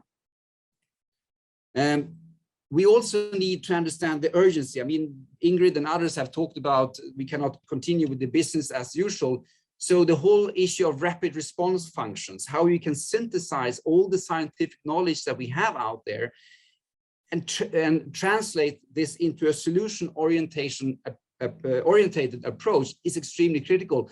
But at the same time also, and this is, I think, a very important role of science, to really explain the long-term impacts of different policies. In particular, now when we talk about the green transition, we know moving away from the fossil fuel-based economy towards a more renewable economy will entail new challenges related to the job sector, related to energy systems, related to resources, etc. So having both these dimensions are extremely critical if we are talking about effective science policy communication. What I also find essential from the outset, and we can see that not least, for instance, in the work we do in the Science Policy Council, is to include the communication aspects from the outset. It's not something you add on towards the end. You need professional communicators who can translate scientific insights into the different policy arenas. And I think this is one of the most common challenges that we have. Communication and intermediaries, organizations having this as a profession, coming in very late in the scientific process, just before the interaction with the science, for instance, the policy process is about to start. They have to be part of the programs from the outset. And of course, almost everything of this that I describe here requires resources. And that's where funding agencies are coming in. I believe that funding agencies have a critical role to make sure that the science policy interface functions as intended, really, setting the requirements right from the outset and providing the resources that are needed in order to operate in what is actually a very complicated process to make sure that the scientific insights are translated into policy and the action we need for the climate transition. So thank you very much, Lydia. I hope I did say yes, 11 minutes and 13 seconds. So thank you. Thank you, Johan. Thank you very much for your excellent presentation. Indeed, I think that, in fact, both your presentation and that of Peter Glockman were very complementary. I really like the way you put it, how we need to deal with complexity, but also with urgency matters, and do that simplifying the messages in the right way. That is absolutely important. I believe that doing that, giving due credit to science and preparing it for the target audiences is a very complex process. And definitely, to me, one of the conclusions of this morning is that research processes, as you indicated, have to conceive potential policy implications right from the start, which to me, it invites all of us a reflection on what is the research process and how research funding organizations and research performing organizations should respond to that integration. But I think that intellectually, we may all know what you are saying, but the difficulty is embedding all this in the research process. And I think that this is one of the lessons that we should extract from this, we can start extracting from this workshop today, and try to work towards that way of bringing together the right expertise to transform this knowledge into clear messages for the clear ears. So and I can say, Lydia, just very, very briefly on that matter. I mean, one of the things we learned after 3 years with the Climate Policy Council was that we needed behavioral science. That was a typical example of what you're saying. We need behavioral science to understand how people will react to different policy options. And as you know, that's just one simple, because we didn't consider this from the outset. We had to learn by experience that this is what we needed, and be able to communicate our recommendations and the policy advice in a format that actually people can understand and accept. And also the acceptance is extremely important. Johan, what you're saying is indeed very interesting and a very clear example of something concrete that can be a lesson that can be taken up, is like including behavioral sciences in all these processes. I think it is by taking tiny steps here and there that we can reach integral solutions, because that's what our objective should be, is towards integral solutions. But definitely it's so complex, and the need for simplification at the same time, dealing with these two forces is difficult. But that's why we need good scientists, good skills, trying to make the link between all these areas. We are a little bit late, 12:07, but I see we still have 96 people connected. So I would like to call for questions, taking advantage that we still have most of the speakers this morning with us. Or if you want to launch a question, I know we have plenty of time for discussion this afternoon, but it would not hurt at all if there is a clear question that question that would like to put for discussion now.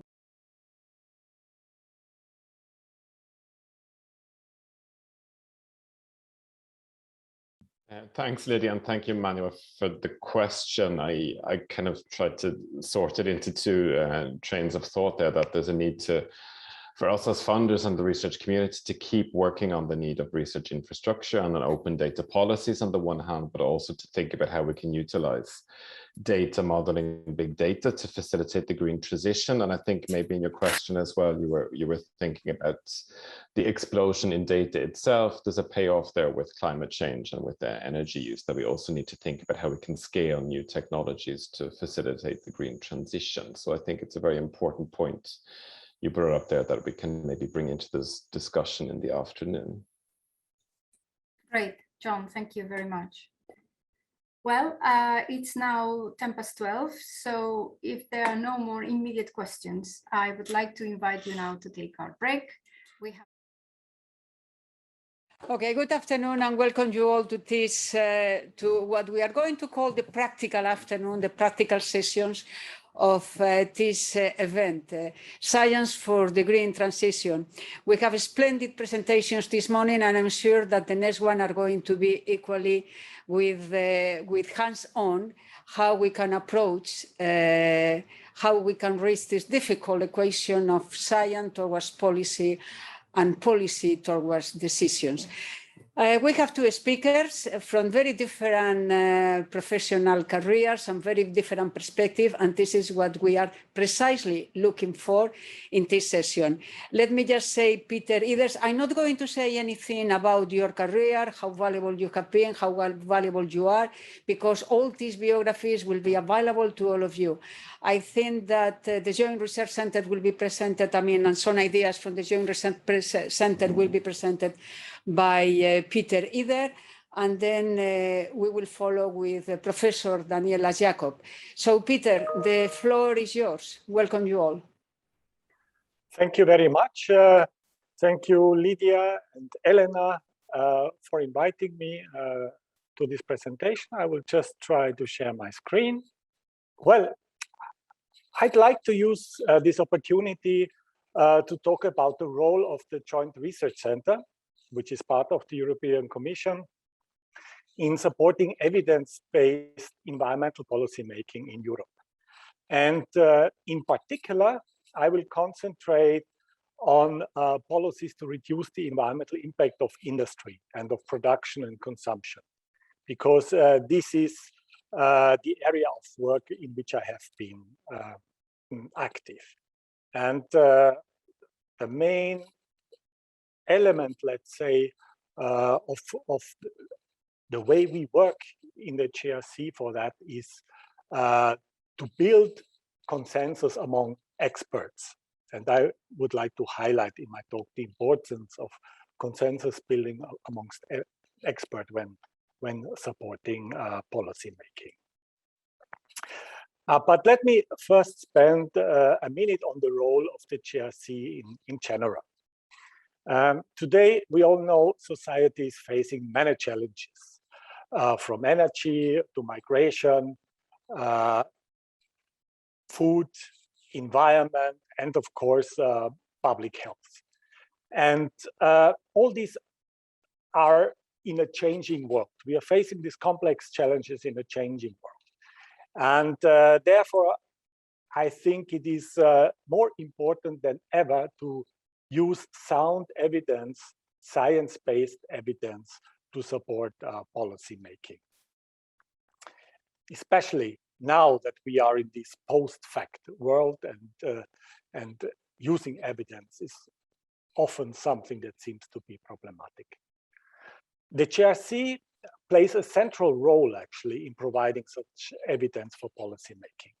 It is a strategic partner at the core of the Commission, and the focus of our work is strongly on the priorities of the Commission.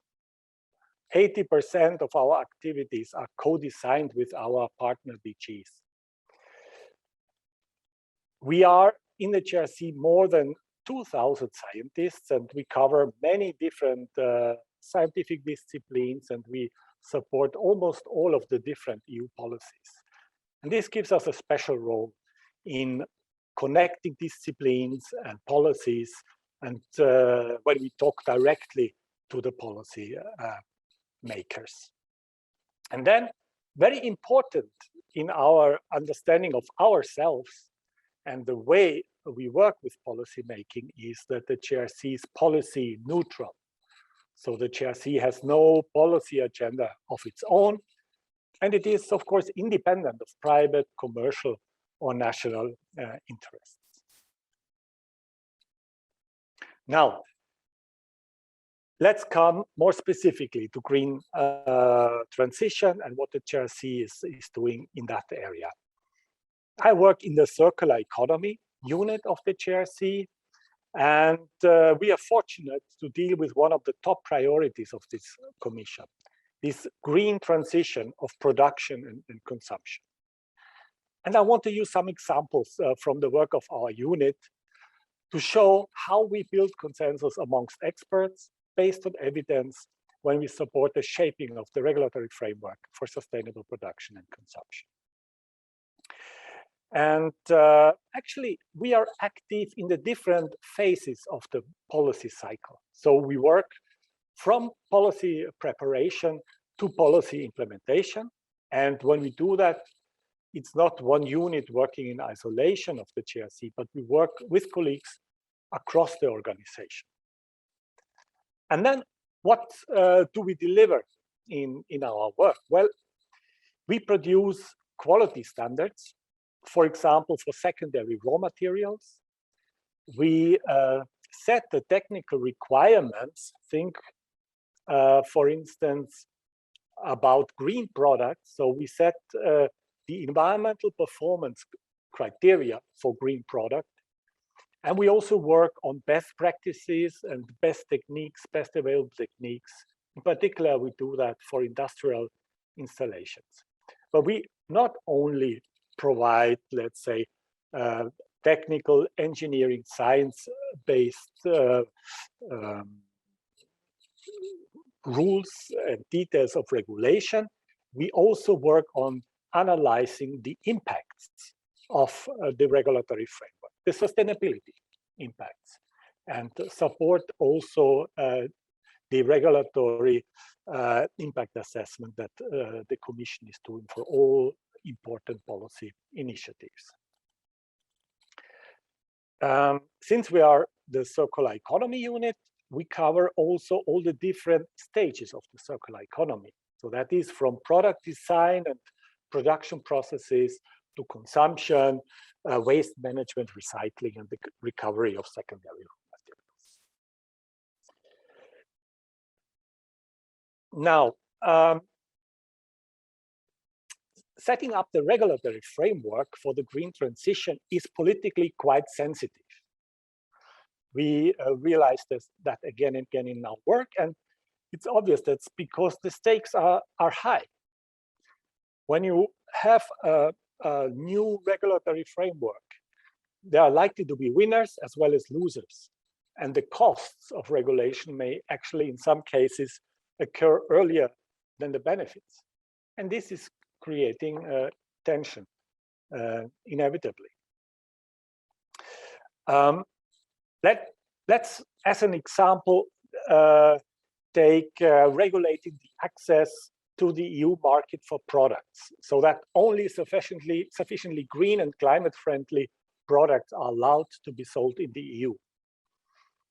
When we set the technical and environmental criteria for such products, we face important opportunities as well as threats. Think, for instance, of everyday life products like household appliances, like dishwashers or washing machines. Simple example. If the technical requirements for the eco-design of such products are right, then not only will we reduce water and energy demand and greenhouse gas emissions, households will also save more in energy and water than they have to pay for pricier appliances.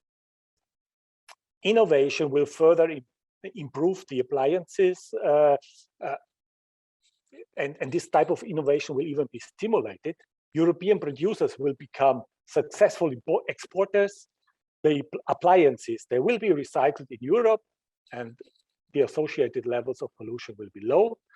And also the need to import raw materials for producing new appliances will be reduced. That's all if we get those technical requirements right. Now, if we choose them badly, if we set the wrong requirements, then this may, for instance, lead to very high prices of such equipment, disproportionately high price increases. The functionality may even be impaired. It may be harder and take longer to clean successfully. It may also happen that in real time, eventually such a product uses much more energy than in the laboratory test that was used to set up the regulation. And of course, then consumers will become dissatisfied. They will blame Brussels for it. There will be political backlash. It might also happen that eventually technology of foreign producers are actually favored against European producers without intention. And there might be new types of equipment coming to the market, but because of the wrong legislative framework, it may turn out that they are out of specifications and cannot be used. And also the recycling at the end of the life of such an equipment may be a problem. So you see this long list of opportunities and threats mean that it does make a big difference if we get a technical detail of regulation for the green transition right or not. So how can we contribute to get it right? How can an organization like the GRC contribute to get it right? Given that technologies are complex, the interaction of technologies with the environment are complex, and we have those high stakes. Well, in our view, the essence of the answer is that we need to generate and use the evidence in inclusive processes. And we have to build this strong consensus of experts from all the different stakeholders. And in the GRC, over more than 20 years now, we have developed highly structured processes for doing exactly this. These processes are designed to be very transparent, participatory, balanced, and we have applied them to establish and review different types of environmental norms, performance criteria, and standards in the European Union. A very visible example of that is industrial emissions. It's an example of our contribution, how to build regulation on evidence. Europe, I think, can be proud to be a leader in preventing and controlling emissions from industrial production. And the reason for this may actually be that the EU has been a front runner in the innovative governance of controlling emissions, precisely by building on scientific evidence and specifically about the best available techniques. So already in 1997, the European Commission set up the European Integrated Pollution Prevention and Control Bureau, and it did so within the GRC. And the GRC was tasked in this bureau, or with this bureau, to organize an exchange of information between member states, industry, and environmental NGOs.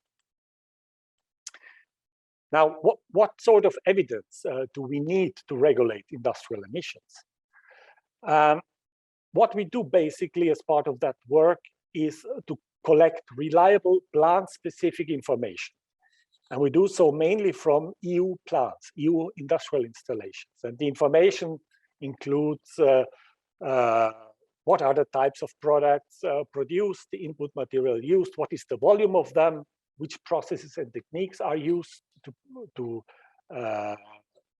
work in the industrial installations. And of course, we collect detailed information on the environmental performance of those plants, on emissions to air, water, the monitoring methods used, and the costs of the techniques. Just to give an idea, for the breadth of, for the large combustion plant sector, we've collected more than 500 questionnaires from so many different industrial installations. And then it is us in the GRC who have to lead the process by applying a very structured, a highly structured working method. So essentially, it's bottom-up consensus building from beginning to the end. So for each breath, the techno-economic basis is researched, checked, and validated with all the relevant stakeholders. 80 to 230 experts per sector are involved. We have two large technical working group meetings, which last 3 to 7 days, and up to 140 experts participating in that work. There are several rounds of commenting on draft versions. We establish technical working group subgroups on complex issues to dig into the depth of those issues. And then throughout that process, we are very transparent. We have parties, the BAT information system that is used by all the experts participating, and everyone can see what the others are doing in the process, which information they provide, which commenting they do, which drafting they offer. This is all visible to everyone. And then, of course, the results of the work are made public as well. Draft versions are made public on the website of the European IPPC Bureau. And all that work, it does have quite an impact. The results of this information exchange of the best available techniques, they are available globally. So they are available also to non-EU countries and organizations, industry there. They can reap also the benefits of this ambitious work. And actually, these documents, they are widely used globally.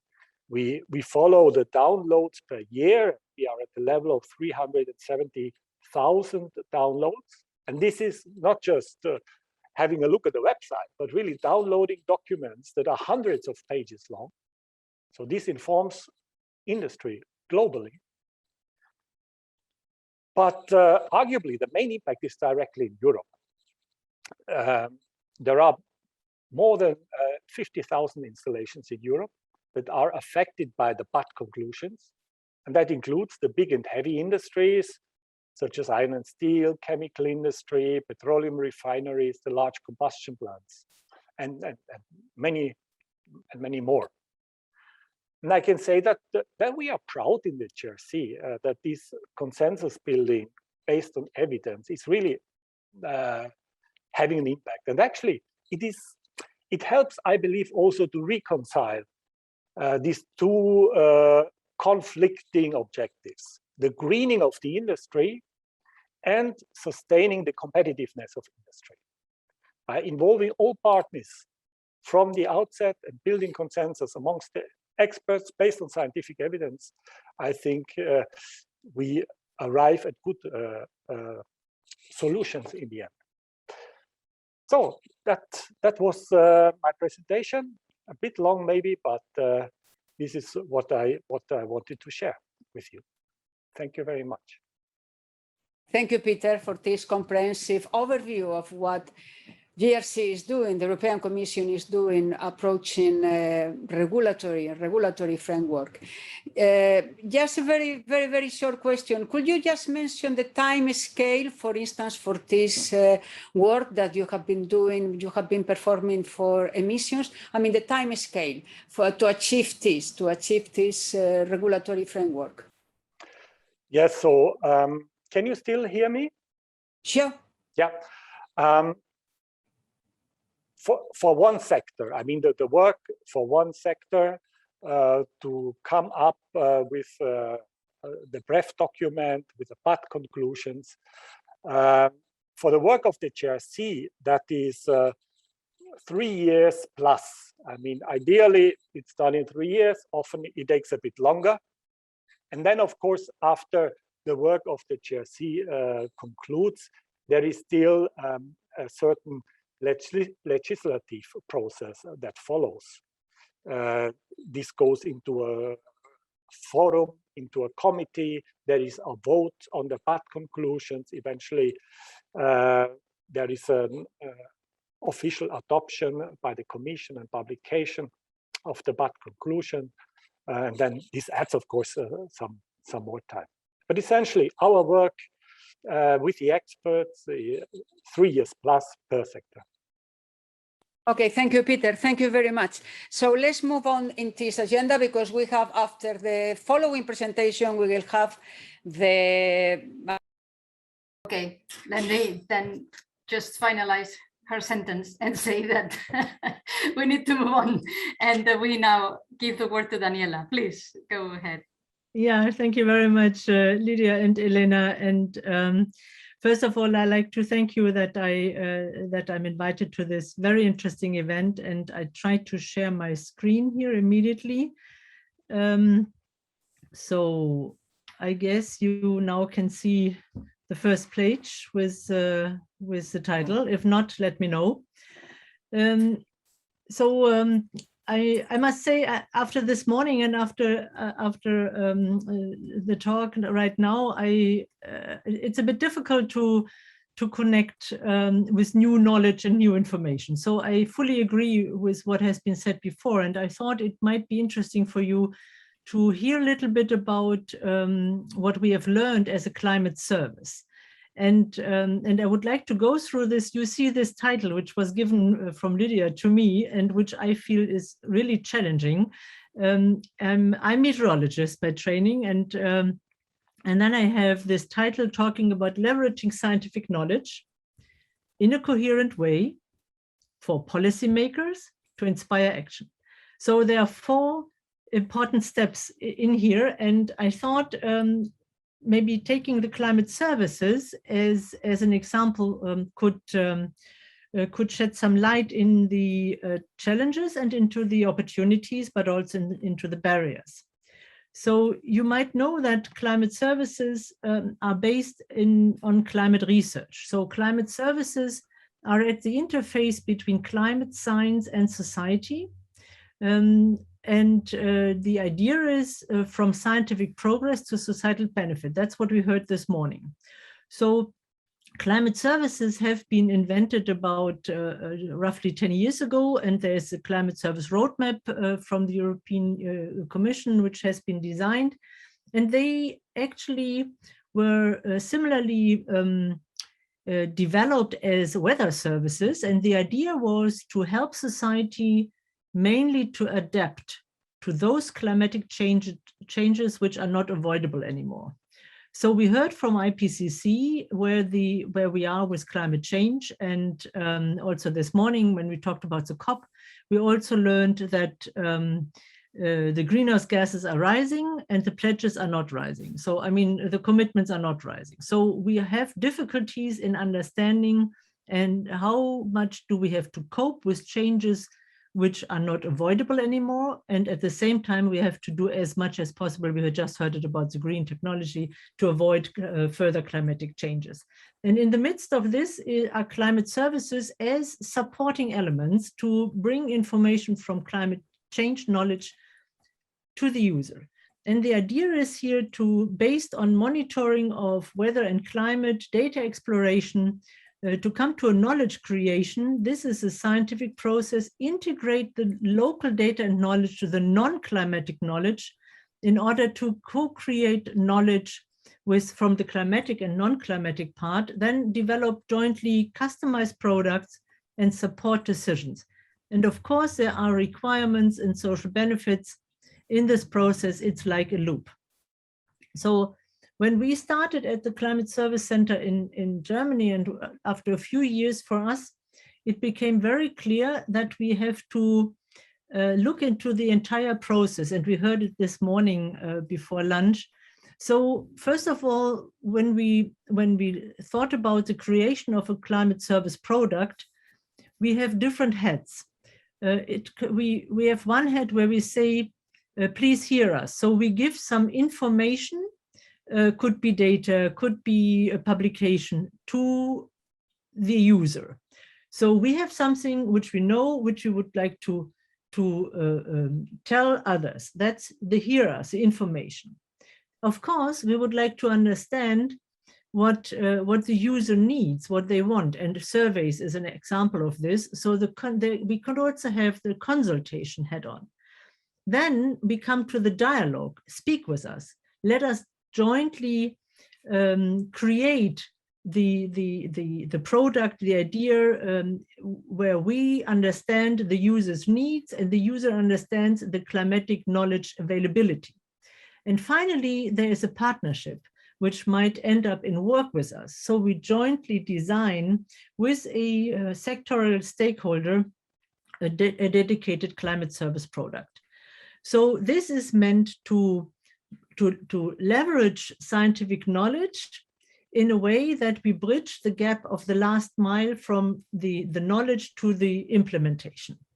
And with this, a kind of a co-production process, as you might know, is involved, where it is an iterative process here, as you can see, where the climate research findings come together with the needs for adaptation to climate change, and then in user specific requirements will be discussed, in climate change information will be discussed, evaluation is embedded, and a prototype of a climate service product is jointly developed. And why is this important? It is important because now we can, together with the politician or the stakeholder, assess where in, for example, the global and local supply chain, weather changes and climatic changes might interfere with the business model. And if we understand where they interfere with the business model, then it is ideal to find the right spot, where to inject the information. Could be in a company here, for example, you see, could be in the transport part, for example, exploitation of raw materials, could be in the pre-production part, could be in the industrial processes if you have flooding, or if or for where a company sits, or if you have no water anymore because of droughts. And then it finally also ends up in the information on distribution and sale. So if we, with the sector, with the stakeholder, work together, where are you vulnerable to weather and climatic changes, we can jointly develop the product which is fit for this purpose. Now let's come to the coherency. It's important to leverage the scientific knowledge, for example, from IPCC. We have all the global climate simulations, and they give us a huge richness of information, but the information is needed on a local scale. So there are steps in between how to bridge to the local scale. And it's important that that is done in a coherent way so that the information is not contradicting each other. If you ask a German weather service or a climate service, and you ask a French one or a US one, the information which you get for one region should not contradict themselves. Otherwise, you lose the trust into the products of climate services. This then can be developed in a way that climate outlooks, and for example, C3S is doing this, ECMWF, and many of the European projects are supporting this, to give information which is needed to the local scale. But is this actually the information politicians can work with? No, it's not, because it is too detailed. And I think we had Peter talking about this morning, that the IPCC maps or the standard maps are not very helpful when it comes to a political debate.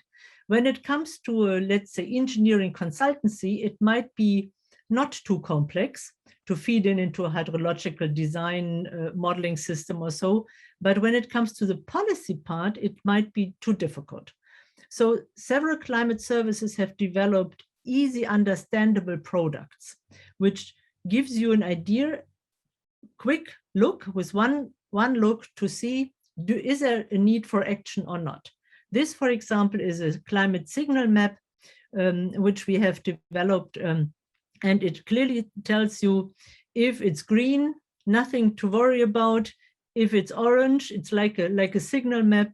The change, for example, in winter precipitation is in a range that you better watch out and see if you have to redesign your sewage system. And if it's red, it's alarm. You have to rethink your activity. You have to make sure that you are prepared.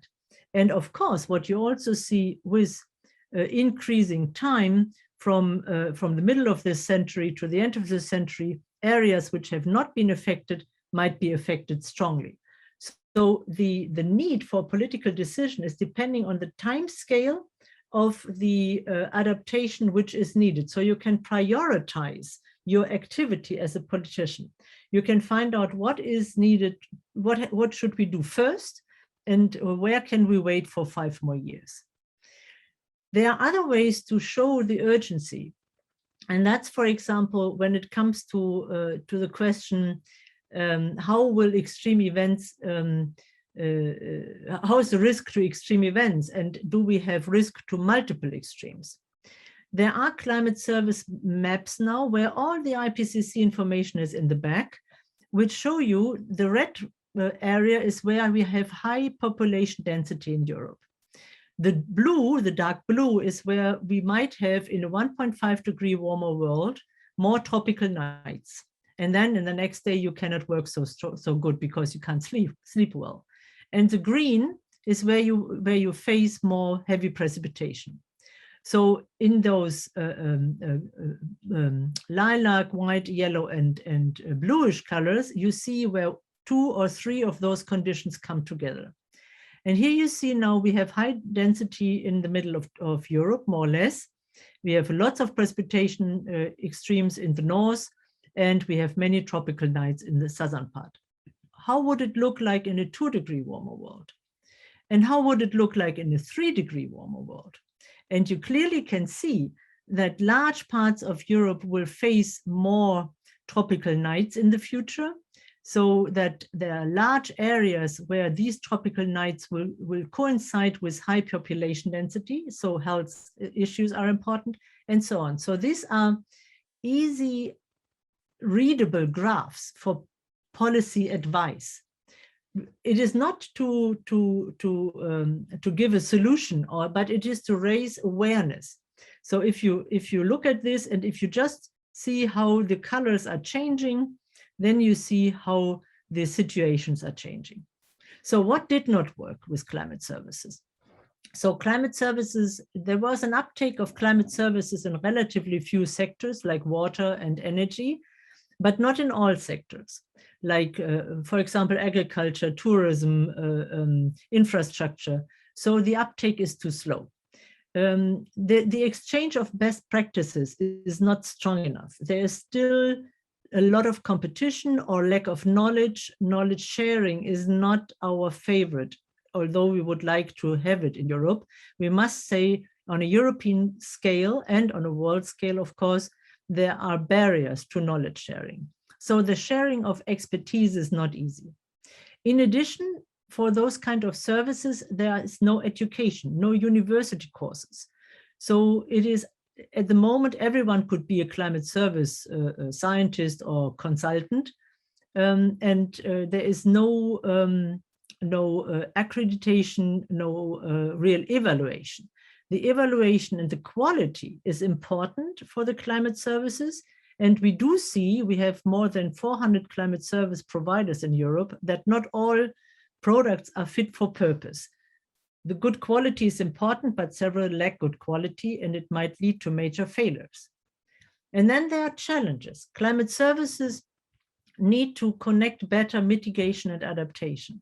The systemic approach, as we heard this morning, is really important. As I said, the standards and norms, that's where EU activities are now ongoing in the Horizon Europe framework. Education is really important because there are many private consultancies, big companies who put climate services into their portfolio, and it's fully unclear the quality of those climate services. And of course, a communication strategy. And why is this important? Then I'm almost done. It is important because we must limit our global warming to about not more than 1.5 or 2 degrees compared to pre-industrial levels. And with this, it's very clear that we have to connect adaptation and mitigation. So we talk about societal transformation or green transformation, what we heard at the moment.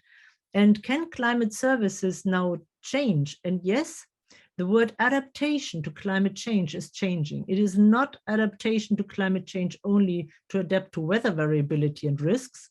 It's also to adapt to a new lifestyle, to a new climate neutral lifestyle. So climate services can be a triple win for today and for the future if they are connected with disaster risk reduction concepts and national adaptation planning. And I think this is really important because in the last 2 slides, and that's what I would like to start the discussion then, you see one of the challenges. As you all know, the adaptation in city districts, blue and green infrastructure, let us look at the urban water cycle. It is a very, very complex system where we can enhance soil functioning, we can bring in parks, we can bring in trees, we have those multifunctional space concept.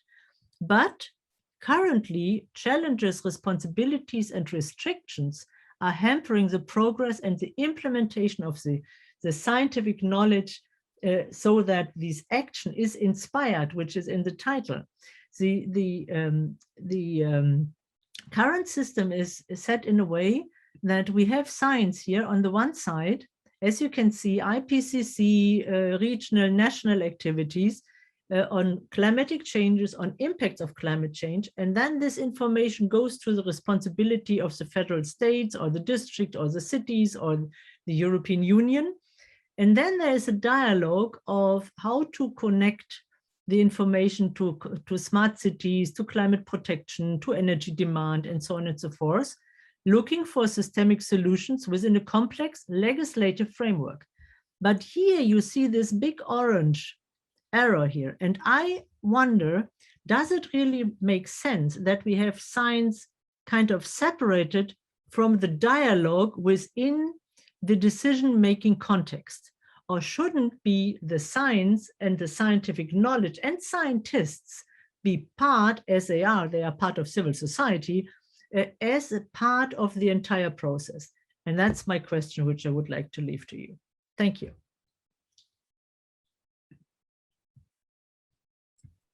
Thank you, Daniela, for an extraordinary presentation about just giving to all of us even more challenges that we had this morning. So yeah, thank you very much. I mean, extremely important. Let me just to mention very briefly, because I also uptake the comment this morning about these IPCC reports and the latest, the 6 from the group 1.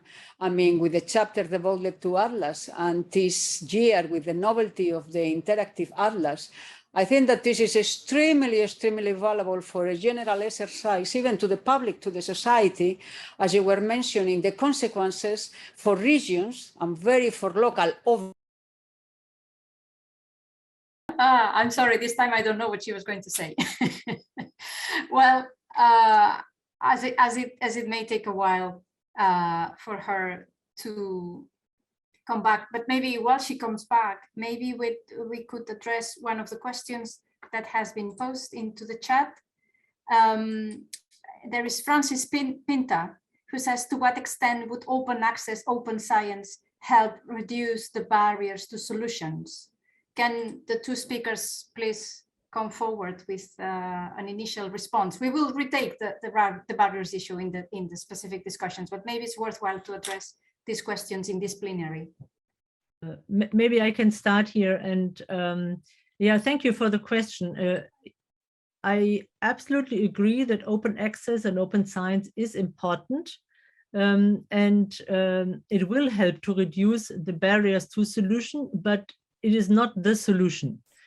Because often the access to, for example, the Atlas, which Elena just mentioned from IPCC, the access to the information is one big step, but the guidance on what can you do with the information and how this information can help your particular problem and can help you to find a solution needs often dialogue and guidances. And that's why also a web atlas is one thing which is important for data sharing, but I'm a strong advocate for the personal dialogues to understand what is behind the atlas, for which purposes can you use the information, and what else you might need in order to make best out of it for yourself. Right, and I think that Peter also would like to make a comment.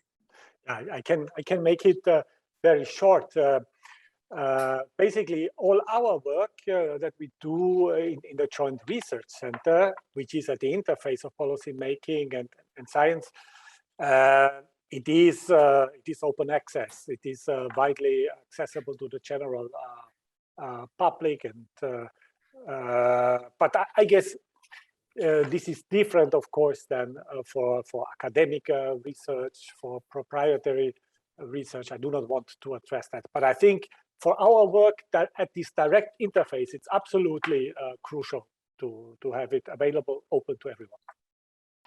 We move on in this session, and one we start, a second type of action, and we split up in groups. I'm sure, Lydia, you can explain much better than me how we divide the audience in two different sessions.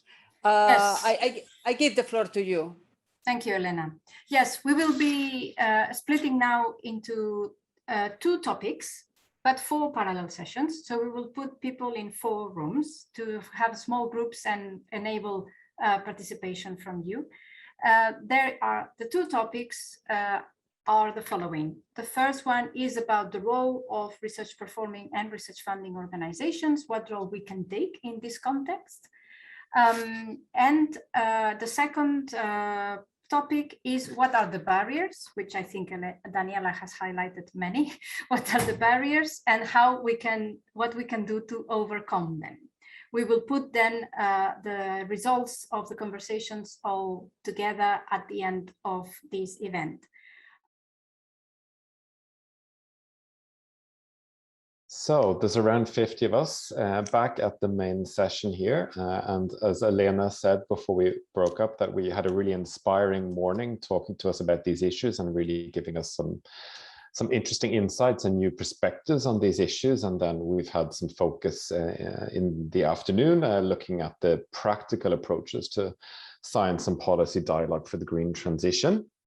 And we had some very really insightful and interesting topics brought to us by Peter Eder from the Joint Research Center and Daniela Jacob from the Climate Service Center in Germany, which I really think helped us to get maybe some kind of concrete understanding of what different kinds of processes and mechanisms are at stake here and what's really needed for meeting the green transition. And we've had 4 different groups talking about 2 topics, and I'm very eager to hear about what's been discussed in these 4 groups, as I'm sure all of you are.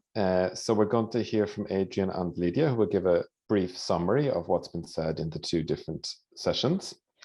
And then I would really like people to engage in this plenary discussion. If you have some points you'd like to raise or you think have been missed, or some discussion questions that you'd like to raise in this group, then please either raise your hand or write them in the chat, and we'll try and include you in the discussion before Lydia gives a summary of the whole day, which is quite a big task, Lydia. So I don't envy you, but I'm sure you'll do a fantastic job. I don't know if I will do it.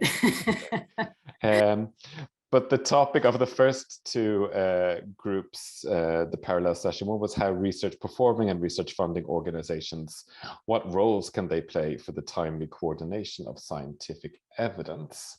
And Adrian, I think you're going to try to summarize from the 2 groups here, if you want to take the floor. Oh, thank you. Thank you, John. I'll try giving a fairly crude summary of the interesting discussions that we had. So a couple of main things sort of rose from the discussion, which is first and foremost, be it in emergency situations or not, we need to have more collaboration and better collaboration between research funding organizations, but also between countries. We've seen that collaboration could have been improved during COVID.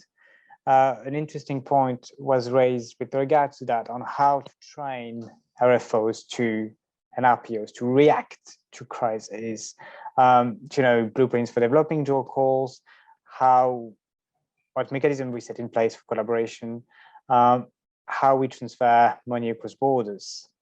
And how that can be sort of reflected upon to sort of have that readiness to fund research in emergency crises. Collaboration was, of course, desired across the board. Increased collaboration, coordination between countries to fund research related to the green transition was also considered desirable. We heard about more bottom-up approaches, asking researchers to explain how the research will contribute to green transition and to define how the research will contribute to that, and sort of made them able to develop what they think is best on basic research to achieve, on their basic research to achieve that objective. Clear frameworks and questions and guidance for the calls were considered to be good thing to promote that, be it at the national level or international level, at a collaboration as well. Training researchers to communicate to the public, the media, politicians, and rewarding those activities, as well as rewarding actions taken to develop material for that, were considered key to incentivize more science communication and communication from researchers and implications of research and dissemination of results. It was also said that new skills and those activities should be rewarded. And if there are no new functions created, like science communicators and all that as part of the project, they should be rewarded. And as part of the criteria used for evaluation of projects, guidance should be given in calls, and it could be specified that researchers should indicate how the research contributed to green transition, as well as how they would communicate about it. The questions, how to assess different contributions of research projects to the green transition and how to assess communication activities as peer review criteria, is still open, but it was considered an important one to discuss. Funders themselves could act as funders of these activities, make sure that they provide funds either for activities themselves or for training of researchers to develop these new skills required to communicate. So as obviously media training, to engage and collaborate with population and policymakers. Metrics and examples, case studies were considered something that people react well to and a good way to exemplify your research results in a way that is impactful for people getting that information. Co-production of calls and programs to address the questions of the policymakers and work together throughout the project, meaning policymaker researchers, research organizations, is something that's been done by certain funders, including UKRI. A more proactive approach to develop programs, to secure funding and to fund research for specific environmental fields could be looked into as well at the national level, but also at the international and EU level. Thank you. Great, thank you very much, Adrian. And that was for 2 groups, right? You've taken James's thoughts as well there. Yeah. Yeah. Thank you very much. And I think it's interesting that you've brought up this rapid research response mechanism and the analogy to COVID, which we heard about this morning as well, about how to work with programming frameworks, guidelines for calls. That I think in both groups, there was a lot of examples brought there that we could kind of enrich each other with our experiences. And also rewards and incentives are also important to think about how to advocate for a sound science system with good rewards and incentives. Shall we move on to the second topic, which was about how to remove barriers to delivering scientific knowledge? And there, Lydia, you're going to report from both groups there, from the notes from those 2 groups. Well, I'm afraid I will be able to report only from my group because I have not been able yet to connect. But I invite, I think Elena, no? Elena was chairing the other group. I will invite Elena to make any additional remarks. I will put in a very quick classification of the type of barriers that we have identified and the solutions that have been provided by the participants in the session. Let me start with one that we all know about, which is the barrier, the transfer of knowledge between scientific results and the research policy. And we have heard very interesting example from ACA, from the Finnish funding agency, that is has a tool to collect ideas from researchers as well as from policymakers, and how this is put all together to generate the research programs that then have this policy aspect embedded from the beginning. And the results of the project are expected to feed back the policy processes, and how this is then delivered to the politicians to take decisions. I don't know if it is as linear as I'm describing it, and maybe wrong, but I'm sure that my colleagues can correct me if I'm wrong. That was, in any case, to highlight the degree of organization and how there is an actor here that links to the previous session one on roles of funders and performers. So here is an example of how a funding agency takes up a role of coordinating input to generate relevant programs. So one is the transfer of knowledge and how we can perhaps all have in mind these possible tools to embed more closely policy processes in research projects. Another barrier is communication, also no surprise, but I think that what is important from the discussions in the group is about this need to engage with the public in a way that we help them to think global. They are able to think local. Every one of us are able to think local. Only a few of others are able to think global. So I think that raising awareness of what is local and what is global to help the public to understand the difference between phenomena that can be occasional or had nothing to do with climate change to those that really have something to do with climate change, and they need to have a different approach.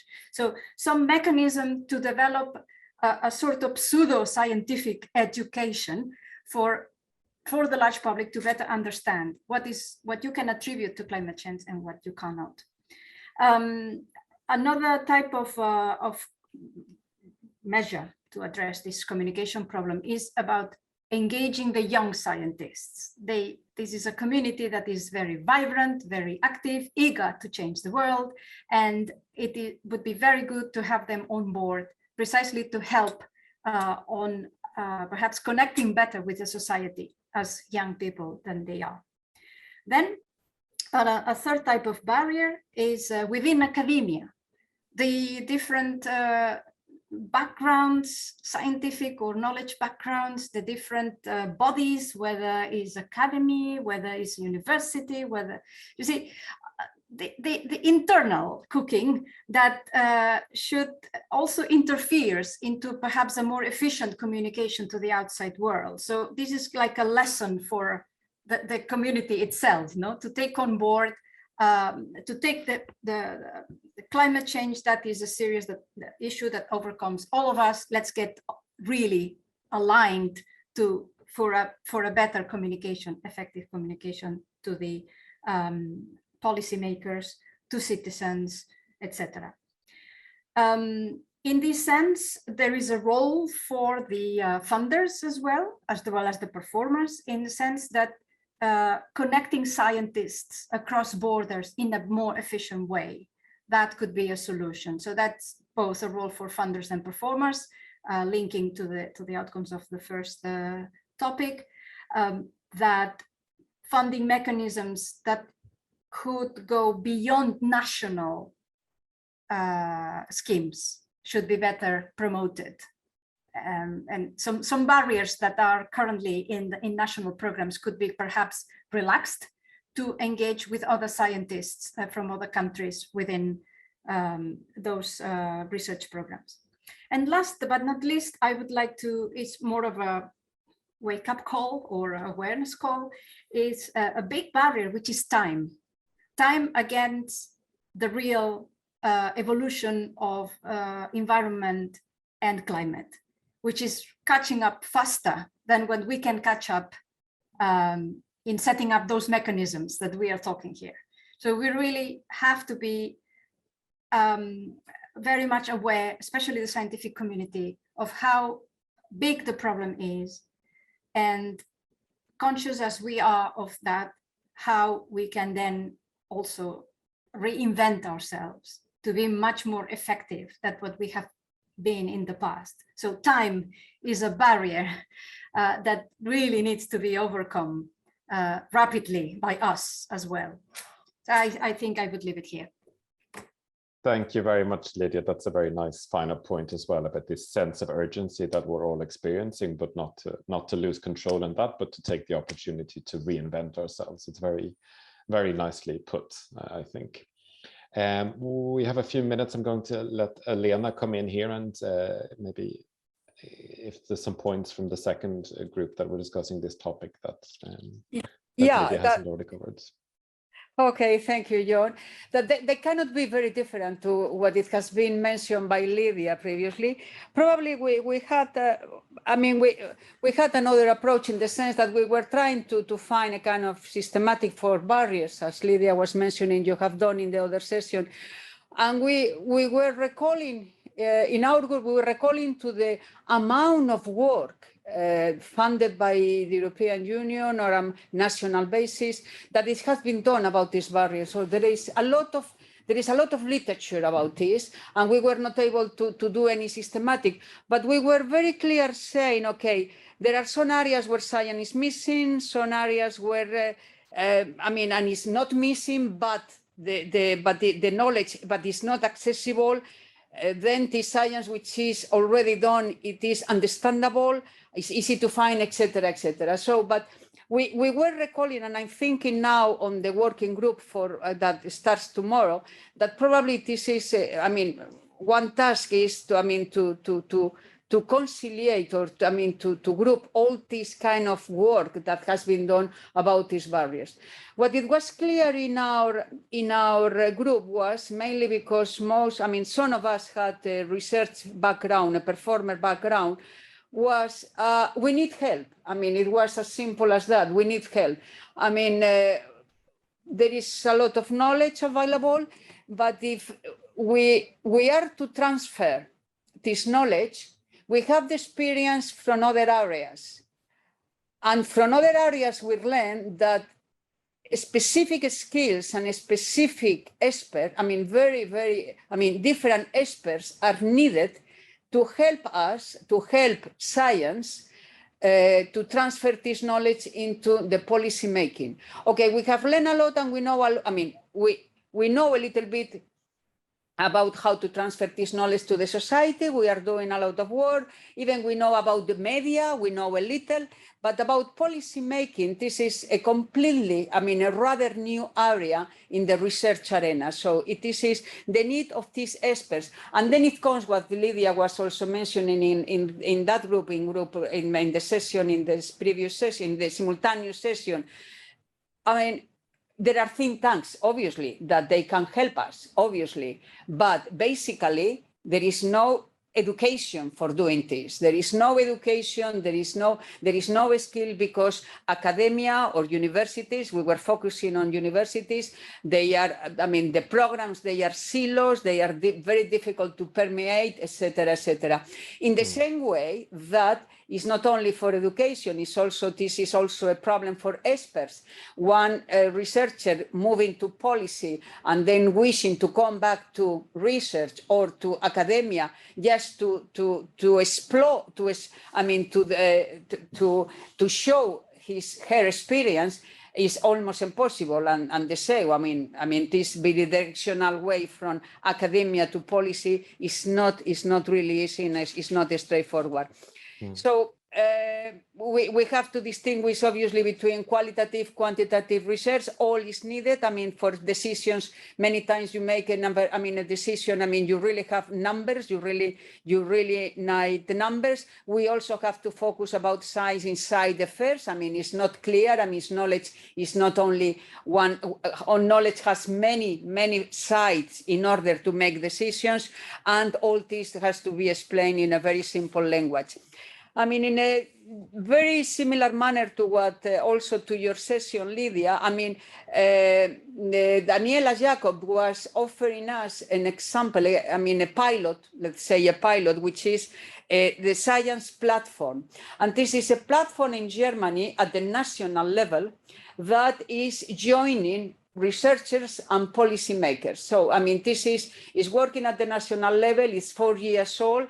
Still, even time scale is important. Still, the experience is not. It's not all straightforward. Because it's a learning by doing. But this science platform. Daniela has been sharing the link, and I'm sure we can learn from this.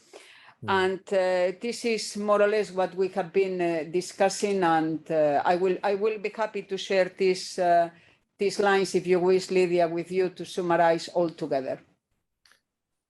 Thank you so much, Elena. That's some very insightful perspectives you had in that group. And I think it ties in nicely to what was discussed in all the other groups and in the group I was in as well, that we need to raise awareness. We need to raise awareness among the public about these issues, among researchers about these issues. We need to raise awareness amongst the public and amongst policymakers about how the scientific process actually works, what scientific quality is, what limitations there are to science advice.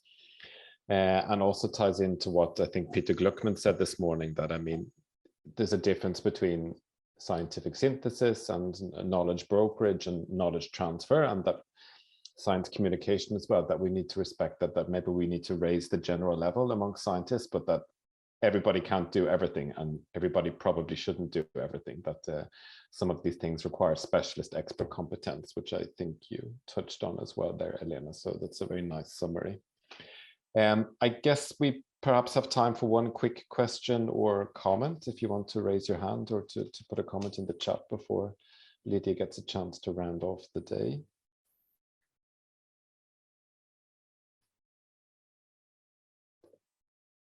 Daniela is waving there, so please, Daniela.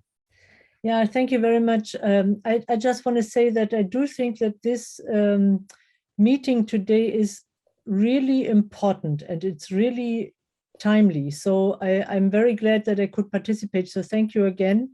And I do think we need more dialogue like this in order to understand where we are, not only in the bringing forward the policy and science dialogue for green transition, but also for other parts of action which is needed. So I do think it is great, and it would be glad if this could be followed up with action, as I assume as you will do. So, and I will take the information back to our national activities for sure. So thank you again. I think it's really timely. It's great, great day today. Thanks. Thank you so much, Daniel. I think they're really nice fitting words to finalize, to close this this last session, and that I think we all can agree with you that we see this as the starting point for a conversation, and that we've kickstarted a dialogue today that really needs to continue, and we need to engage people in all our networks in this dialogue in order to really put science at the heart of the European green transition. So thank you so much for those words. Lydia, I'll give the virtual microphone back to you so that you can summarize the day and give us some take-home messages. Thank you very much. Thank you, John. Thank you very much. And thank you, Danelia, for your kind words. I also have the feeling that this is the beginning of a good action. I hope that Science Europe can coordinate with and for its members and for Europe and for climate in different levels of activity. I will try to summarize briefly the event of today and give you a sense of how we are planning to use these outcomes. I think it can be very useful for all of you. I see that we still have a good deal of Science Europe members connected, but I also see some names which I think they are not Science Europe members, which I think is very good. So this workshop was conceived together with the colleagues at CSIC, FORMAS and UKRI as first impulse to initiate this new area of Science Europe regarding the role of science in tackling societal challenges, as our president has said this morning. Vice President Ingrid Peterson and Rosa Menendez went deeper into that, indicating that this was an opportunity to question and to revise the role of performers and funders in tackling this important challenge of societal climate change and environmental evolution. I think we have heard very important voices during this morning. Of course, Tim Wheeler, more from, on the one hand, the UKRI policies, but also the view into COP26 and how the word of science is more needed than ever before. Clara de la Torre with a very straight focus on what is the result of European policy making, touch base the reality with measures addressed directly to transport, agriculture, so really sectors of the economy that are highly contaminating. Thomas Bosch, I'm very happy that he is so committed to this climate issue that he is driving the Slovenian presidency to get real commitments for member states in the next council conclusions. So I hope that his leadership will really help, and I think that we can support the Slovenian presidency as we have done now through this event today, and in presenting the results and communicating our results also as widely as possible. Peter Glockman, with all his wealth of experience in science policy, set up a very good framework for us to assign clear roles to stakeholders, who is doing what and when, and how to then, once we have the knowledge, how to put it into the right words for the right audience, and how important this is for the scientific community to be able to do that. Johan Kunstierna also highlighted aspects regarding this intimate interaction that is needed between policy and politics, and how there is a lot of efforts to be done at each side of the institutions, national and international institutions, to tackle action in a more coordinated way. Precisely, that was the starting point for the afternoon, where Peter Eder and Daniela, each one from their own perspective, gave us excellent examples of establishing processes and where they're considered that were pitfalls, and how the whole policy, scientific policy process has to be reconsidered from the very beginning, and not to be unidirectional, like knowledge generation and transmission, but be more in a circle of science and policy constant dialogue. Then the rest of the story is this afternoon. You all have been participating in these parallel sessions where we have addressed the role of RPOs, research performing organizations, research funding organizations. So all in all, I think we have contributed to discuss those roles. I will not repeat, of course, what we just said. We have, I hope, started a journey, at least in Science Europe, to reinforce this dialogue between performers and funders. We come from national institutions, but Science Europe is about the supranational body, is about the umbrella organization, embracing all funders and performers of Europe as they wish.